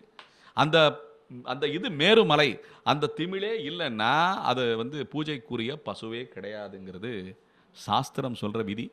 இந்த பசுவே கலப்படம் பண்ணிட்டாங்க அப்படின்னா, பிரதானமான தெய்வத்தின் சாட்சியாக நிற்கின்ற அந்த செல்வத்தின் சாட்சியாக மகாலட்சுமி தாயாரே தேடி கண்டுபிடித்து எங்கே அமர்வது என்று தெரியாமல் திணறும் போது, வா என்னுடைய பின்பாகத்திலே கழிவு போகின்ற பாகத்திலே வந்து அமருன்னு சொல்லி அமர்ந்த அந்த பிராணி பசு, என்ன ஒரு தெய்வ தாய் போல இருக்கிற அந்த கோமாதா, அதையே கலப்படம் பண்ணிட்டாங்கன்னா மற்றதெல்லாம் எந்த லட்சணத்தில் இருக்குன்னு யோசிச்சு பாருங்க. இதான் நம்மளுடைய வாழ்க்கை நிலைமை. இன்னைக்கு ஒரிஜினல்னு போனாலே நம்ம வந்து நிறைய தெளிவு பெறணும். இது இப்படியா அப்படியா நம்ம திணறிக்கிட்டு இருப்போம். ஏன்னா ஒரு அரச மரம் ஏன்னா எவ்வளவு புண்ணியமானது, எவ்வளவு விசேஷமானது, அதோடைய அதோடைய சுவாசம் நமக்கு கிடைத்த அது காற்று நமக்கு சுவாசிச்சோம்னாலே எவ்வளவோ சக்தி பிறக்கும்ன்றாங்க. ஏன்னா ஒரு வேப்ப மரம் அந்த அளவுக்கு நம்முடைய பாரத தேசத்திலே சர்வசாதாரணமாக ஆரோக்கியத்துக்கும் சரி, என்ன செல்வத்துக்கும் சரி, குறைவில்லாத செல்வங்கள், என்ன குறைவில்லாத இயற்கை செல்வங்கள் நிறைந்து இருக்கிறது. இன்னைக்கும் நாட்டு பசுக்கள் இருக்கிறது. நம்முடைய ஸ்ரீ சனாதன கோஷாலையிலே நாட்டு பசுக்களை தேர்ந்தெடுத்து தானமாக வாங்கி வளர்த்து வருகிறோம். நீங்கள் எல்லாம் வரலாம், இங்கே காதக்கிடரில் இருக்குது சனாதன கோஷாலை. அடியேன்னு வேண்டிக்கிட்டேன், தலைவர்கிட்ட வேண்டிக்கிட்டேன். இதே அங்கே வந்து பாராயணம் பண்ணுங்க, ரொம்ப விசேஷமானது. பசு கூட்டங்கள் நிறைஞ்சிருக்கு. குறைந்த அளவு தான், அதாவது கறவை கணங்கள் பல எல்லாம் கிடையாது, 1 கணம் 2 கணம் இருக்கலாம், அவ்வளோதான். அதுவே இன்றைக்கி அபூர்வம் பார்க்குறதுக்கு. என்ன ஆகையால் அந்த அந்த அந்த பாசுரத்தில் போட்டும் போது நம்ம பாத்திரம் வச்சாலாம் அதெல்லாம் கறக்கிறது இல்லை, நம்ம கறந்து தான் எடுக்கிறோம். ஏற்ற கலங்கள் எதிர்பொங்கி மீதளிப்பம் மாற்றாதே பால் சுரியும் வள்ளல் பெரும் பசுக்கள் ஆற்றப்படைத்தாய் மகனே அறிவுராய் அப்படின்னு சொல்கிறான். இப்படி ஆற்றல் மிக்க படைகளை, பசுக்கூட்டங்களை நிறைந்த படைகளையும் உடைய நந்தகோபானுடைய மகனே அறிவுராய் அப்படின்னு சொல்றார். இவ்வளவு பசுக்கள் நிறைஞ்சிருக்கு, இவ்வளவு செல்வம் நிறைஞ்சிருக்கு, அதெல்லாம் நீ அறிஞ்சிக்க வேணும். உன்னுடைய பலம், ஆஞ்சநேயருக்கு எப்படி அவனுடைய பலம் தெரியாமல் இருந்திருக்கிறானோ அதுபோல கண்ணனையும் நினைக்கிறாள். என்ன, நீ உன்னுடைய பலத்தை அறிவாய், உன்னுடைய செல்வ செழிப்பை அறிவாய், ஊற்றமுடையாய் பெரியாய், உலகினில் தோற்றமாய் நின்ற சுடரே துயிலெழாய் அப்படின்னு சொல்றான். இந்த ஊற்றமுடையாய் பெரியாய் அப்படின்னு சொன்னா, இப்ப ஆண்டாள் பூமி பிராட்டி கண்ணனை ஒரு தோழனாகவோ ஒரு ஒரு ஒரு ஒரு காதலனாகவோ மட்டும் நினைக்கவில்லை, பரமாத்மாவாகவே நினைத்துத்தான் எழுப்புகிறாள். இதுதான் சம்பிரதாயத்திலே ரொம்ப ரொம்ப சிரேஷ்டமானது, விசேஷமானது. நம்ம இந்த சைத்தன்ய மகாபிரபு சம்பிரதாயம் கேள்விப்பட்டிருக்கீங்களா? சைத்தன்ய மகாபிரபு சம்பிரதாயத்தில் வேற கடவுளை, பகவான் கண்ணன் நாராயணன் சொன்னா கூட கிருஷ்ணனை தவிர பிரதானமான தெய்வம் எதுவுமே கிடையாது. அங்கே பரமாத்மானா கண்ணன் தான். நம்ம வேற அவதாரத்தை, வேற அவதார கல்கி அவதாரமோ இல்லை வேற முன்னாடி வந்த ஹயகிரிவர் அவதாரமோ என்ன இல்லை வராக அவதாரமோ இல்லை மத்ஸ்ய அவதாரமோ சொன்னால் அவங்கெல்லாம் வந்து கண்ணன். ஹரே கிருஷ்ணா ஹரே கிருஷ்ணா அவ்வளோதான், ராதே கிருஷ்ணா அவ்வளோதான். கண்ணன் தான் எல்லாமே, கண்ணன் தான் பிரதானம். அப்படி கண்ணனை பிரதானமாக வைத்திருந்திருக்கிறார்கள்னா அவன் தான் பரமாத்மா. நம்ம மதத்தில் வந்து பல கடவுள்கள் சொல்கிறான். மகாவிஷ்ணுவே பல அவதாரம் எடுத்திருக்கானே, ஒவ்வொன்றும் ஒரு மதம்னு நினைக்கலாம், ஒவ்வொரு ஒரு வழிபறதா. என்ன, நம்ம லக்ஷ்மி ஹயகிரிவர் நினைச்சாலும் சரி, இல்லை வராக சுவாமியை நினைச்சாலும் சரி, வராக சுவாமி கூட வந்து நம்ம சரணாகதி சொல்லி தந்திருக்காரு. என்ன, வராக சரணாகதி என்ன இருக்கு, பூமி பிராட்டி கேட்க வராகன் சொல்லி தந்த அந்த சரணாகதி. என்ன, நம்ம கல்லு போலே கட்டை போலே ஒரு காலத்தில் வயசாகி என்ன எந்த மருத்துவமனையில் படுத்திருப்போமோ நினைவில்லாமல், என்ன காஷ்டபாஷான, என்ன காஷ்டபாஷான சன்னிபம்னு சொல்லி ஸ்லோகமே இருக்கு. அப்படி காஷ்டபாஷானா கல்லு போலே கட்டை போல கிடக்கும்போது நீ என்ன ஸ்தோத்திரம் பண்றியோ இல்லையோ தெரியாது, ஆனால் நீ முன்னாடி பண்ண என்ன ஸ்தோத்திரத்தை கணக்கில் வச்சுக்கிட்டு உனக்கு நற்கதி அளிக்கிறேன்னு சொல்லி உறுதி அளித்திருக்காரு வராக சுவாமி. மகாலட்சுமி தாயாரிடம் சொல்லியிருக்காரு, பூமி தாயாரிடம் சொல்லியிருக்காரு. என்ன, ஆகையால் இதெல்லாம் வந்து புராணத்தில் இருக்கிற விஷயங்கள். இப்போ இது எல்லாம் கூட இந்த சைத்தன்ய மகாபிரபு சம்பிரதாயத்தில் வர்ற அந்த ஹரே கிருஷ்ணா இஸ்கான் அவங்க சம்பிரதாயத்தில் வந்து பிடிச்சிக்க மாட்டாங்க. கண்ணன் தான் பிரதானம் அவங்களுக்கு. அதுபோல ஆண்டாள் பூமி பிராட்டி கண்ணன் தான் பிரதானம், வேற எந்த ஒரு பிரதானமும் கிடையாது. கண்ணனை போற்று விதமாக வேற அவதாரம் சொன்னா கூட மறுபடியும் கண்ணன் தான் வேணும் எனக்கு. அதால இந்த பாசுரத்தில் சொல்லும்போது ஆற்றப்படைத்தாய் மகனே அறிவுராய், ஊற்றமுடையாய் பெரியாய், நீ தான் பெரியவன், நீ தான் ஊற்றமுடையவன். இப்ப இதுல சொல்லும்போது தோற்றமாய் நின்ற சுடரே துயிலளாய்னு போச்சுடா ஆண்டாள். இப்ப எப்படிங்க இந்த கணக்கு வரும்? கண்ணன் இன்னும் 7 வயசு தான் ஆகுது. என்ன, பெருசா ஒரு உருவம் எடுத்து தான் கடவுள்னு சொல்லி யார்கிட்டையும் பிரகடனமும் பண்ணல. அப்ப இந்த பாசுரத்துல தோற்றமாய் நின்ற சுடரே அப்படின்னு சொல்றான். எப்ப தோற்றமாய் நின்று இருக்காம, மகாபாரத யுத்தத்துல அர்ஜுனன் திணறும் போது தன்னுடைய எதிரில் நிற்கிற தாத்தாமார்கள், என்ன குருமார்கள், சகோதரர்கள், என்ன சொந்த பந்தங்கள் எல்லாம் நிற்கிறாங்க, நான் எப்படி அம்பெடுத்து எய்துவேன் அப்படின்னு சொல்லி அந்த மனசுல சஞ்சலப்பட்டு தான் எல்லாத்தையும் முடிப்பேன்னு சொல்லி பிரகடனம் பண்ணி என்ன சங்கல்பம் எடுத்தவன் மாறிட்டான். என்ன இப்படி மாறும்போது கடைசியில் அவனுக்கு இருக்கிற அந்த இதை வந்து போக்குறதுக்காண்டி சுவாமி வந்து பகவான் வந்து பரந்தாமன் வந்து விஸ்வரூபம் எடுத்தனாம். தோற்றமாய் நின்ற சுடரே அப்படின்னு சொல்லி அங்கே தோற்றமாய் நின்ற சுடர், எல்லா உலகங்களும் அவனுக்குள்ளே அடங்கி இருக்கிறது என்பது போல தோற்றத்தை அளித்து அந்த பெரும் சுடராக ஊற்றமுடையாய் பெரியாய் உலகினில் நம்ம உலகத்தில் தோற்றமாய் நின்றன்னா அவன் தான் விஸ்வரூபம் எடுத்திருக்கான். அந்த விஸ்வரூபத்தை இங்கே போற்றுகிறார் ஆண்டாள். எங்க கண்ணன் 7 வயசு பையன், இன்னும் வந்து என்ன மதுராவுக்கும் போகல, என்ன கம்சனையும் முடிக்கல, எதுவுமே வரலையே. அப்ப என்ன திடீர்னு தோற்றமாய் நின்ற சுடரேன்னு அந்த விஸ்வரூப கணக்கை இங்க காட்டுறா அப்படின்னு பார்த்தா மகாபாரதம் முடிஞ்சு போச்சு. என்ன, அந்த யுகம் துவாபர யுகமும் முடிஞ்சு போச்சு, கலியுகத்தில் இருக்கும். அப்ப கலியுகத்தில் இருந்து அதை நினைவு கொண்டு அந்த ஸ்ரீமத் பாகவதத்தில் கேட்ட அந்த நிகழ்வுகளெல்லாம் நினைவு கொண்டு ஆண்டாள் இங்க ஒரு சின்ன பிட்டு போடுறான். என்ன, நாம கோகுலத்தில் இல்ல, கண்ணன் இப்ப பரந்தாமனாக வைகுண்டத்தில் இருக்கான். அந்த வைகுண்டநாதனை போற்றும் விதமாக தோற்றமாய் நின்ற சுடரே துயிலழாய் அப்படின்னு சொல்லி பூமி பிராட்டி போற்றுறா இந்த பாசுரத்துல.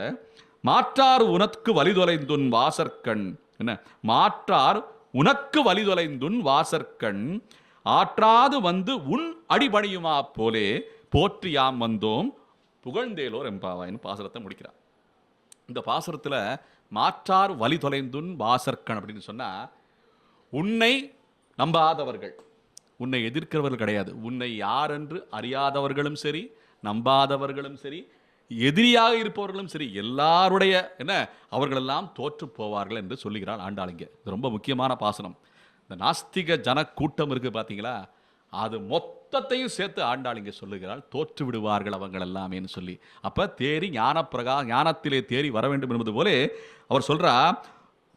என்ன அந்த பாத்திரம் ஊற்றமுடையாய் பெரியாய் உலகினில் தோற்றமாய் நின்ற சுடரே துயிலடாய் மாற்றார் அப்படின்னு சொன்னா, அந்த மாற்றார் அந்த மகாபாரத யுத்தத்தில் மாறி அந்த படையில துரியோதனாதிகள் படையில் இருக்கிறவங்க எல்லாம் தோற்றார்கள். என்ன எல்லாருமே கூட்டம் சேர இடத்துல கூட்டம் சேருவோன்னு சொல்லுவாங்க. இது பொதுவாக நடக்கிற விஷயம். என்ன எங்க கூட்டம் சேர்ந்தாலும் அது நல்லா இருக்கோ இல்லையோ அங்கே போய் நின்றுவானுங்க நம்ம மக்கள். இது ஒரு மனித கூட்டத்துடைய அந்த ஆட்டு புத்தின்னு சொல்லுவாங்க. ஆட்டு மந்தை போல மனிதர்கள் ஓடிக்கொண்டிருக்கிறார்கள். நிறைய நம்ம இது பண்ணுவோம், வைப்பு தொகை வைப்போம் பார்த்தீங்களா, நம்ம இன்வெஸ்ட்மெண்ட் சொல்லுவாங்க. என்ன அதில் நிறைய பேர் வந்து இங்கே கட்டுறான் அங்கே கட்டுறான், அந்த அந்த நிறுவனத்தில் போய் எல்லாம் போய் பணத்தை கட்டுறாங்கப்பா, நம்மளும் கட்டினா தான் நமக்கு என்ன நல்ல பேர் கிடைக்கும் சொல்லி கட்டி தொலைச்சவங்க எத்தனை பேர் இருக்கானுங்க. என்ன கூட்டம் சேர இடத்துல கூட்டம் சேர்ந்து தொலைச்சவங்க. என்ன திடீர்னு அடியனுக்கு ஒரு தொலைபேசி வந்துச்சு, இந்த இந்த இதில் நிறுவனத்தில் நீ வந்து என்ன பணத்தை போடு, சூப்பராக வரும்னா. என்ன வருஷ கணக்கு ஆகிப்போச்சு, அந்த நிறுவனமே காணாமல் போயிடுச்சு. அந்த லிஸ்டிங்கே ஆக மாட்டேங்குது அந்த ஸ்கிரிப்ட். என்ன அந்த அளவுக்கு இருக்குது. அவர்கிட்ட ஃபோன் தொலைபேசியில் மறுபடியும் நீங்கள் நல்ல விஷயமா சொன்னீங்க, என்ன காசை சம்பாதிக்கிறதுக்கு எப்படி சொன்னால் காசை தொலைக்கிறதுக்கு உண்டான வழியை காமிச்சார பார்த்தீங்களா, அதனால மேற்கொண்டு தொலைக்காம நான் நிப்பாட்டினேன் பார்த்தீங்களா, நன்றி அவருக்கு நன்றி. என்ன சில அனுபவங்கள் வந்து கெட்ட அனுபவமாக இருந்தால் கூட நமக்கு ஒரு படிப்பனையாக இருக்குது பார்த்தீங்களா, அதுபோல் நிறைய அனுபவங்கள் இருக்குது. இங்கே வந்து இந்த நாஸ்திகர்கள் இருக்காங்கல்ல, அவங்க வந்து தொலைய போறது உறுதின்னு சொல்றது போல ஆண்டாள் மாற்றார் என்ன அந்த மாற்றாரை குறிப்பிடுகிறார் ஆண்டாள். உனக்கு வழி தொலைந்து மாற்றார் உனக்கு வழி தொலைந்து உன் வாசற்கண் ஆற்றாது உன் அடிபணியுமா போலே போற்றி யாம் வந்தோம் புகழ்ந்தேலோர் எம்பாவா. அப்படின்னா இந்த நாஸ்திகர்கள் கூட ஒரு நாளைக்கு எப்படியும் அவனுடைய வாசற்கண் வந்து தான் ஆகணும், வேற வழியே கிடையாது அவங்களுக்கு. என்ன மாற்றால் வழி தொலைந்து உன் வாசற்கண். அந்த பாசனத்தில் பார்த்தீங்கன்னா உன் வாசற்கண் என்ன வழி தொலைந்து உன் வாசற்கண் சொல்றா. உனக்கு வழி தொலைந்து வாசற்கண் சொல்லலாம். உனக்கு வழி தொலைந்து சொல்லிட்டு மறுபடியும் உன் வாசற்கண், அப்புறம் ஆற்றாது வந்து உன் அடிமடியுமா போலே அப்படின்னு சொன்னா, எங்கேயாவது அந்த வாசற்கண் சொல்றது போல அந்த இடத்த வந்து தெய்வத்தை மாத்திரக்கூடாது பாருங்க. உன்னைத்தான் அறுத்தித்து வந்தோம் என பறைதருதியாக உன்னை மட்டும்தான் மாமேகம் சரணம் பிரஜ நாராயணனே நமக்கு பறை தருவான் என்று சொல்ற அந்த அந்த லட்சணத்துல தான் இங்கேயும் இந்த பாசுரத்துல உன் சொல்லி ஊர்ஜிதம் பண்றான். உன்னை தவிர வேற யாரும் எனக்கு கடி கிடையாது, உன்னை தவிர எனக்கு மோட்சம் அளிக்கக்கூடிய விடுதலை அளிக்கக்கூடிய தெய்வம் வேறு யாரும் கிடையாதுன்னு சொல்லி ஊர்ஜிதப்படுத்துறா. அதனாலதான் இந்த பாசுரம் உனக்கு வழி தொலைந்துன் உன் வாசற்கண் ஆற்றாது வந்து உன் அடிபணியுமா போலே அப்படின்னு சொல்லி ஆண்டாள் இங்கே போற்றுற விஷயமா இது நம்ம அனுபவிக்கலாம். நமக்கு கெட்டியா பிடிச்சிக்கிற அளவுக்கு ஞானமும் வேணும், தீர்க்கமான ஞானமும் வேணும், உறுதியும் வேணும். அது ரொம்ப முக்கியம். அந்த உறுதி எப்படி வரும்னா, ஸ்ரவணானந்த ஆசிரமத்தில் வந்து அமர்ந்து என்ன ஆழ்ந்து தியானிச்சு கேட்கணும். என்ன இந்த சத் விஷயங்களை கேட்க அந்த உறுதிப்பாடு வந்துக்கிட்டே வரும்.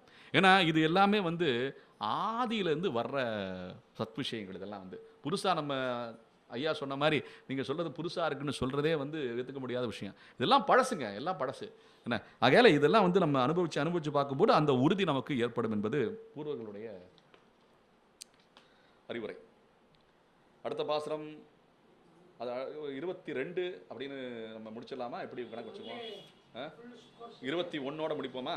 ஏற்ற கலங்களோட என்ன பசுக்கூட்டங்கள் அப்படியே கறந்துக்கிட்டு இருக்கு பால், அதோட முடிச்சிருவோம். இன்னைக்கு வெள்ளிக்கிழமை லட்சுமி கடாட்சமாக இருக்கட்டும். என்ன சரி, 8 பாசுரம் வரும் அன்னைக்கு.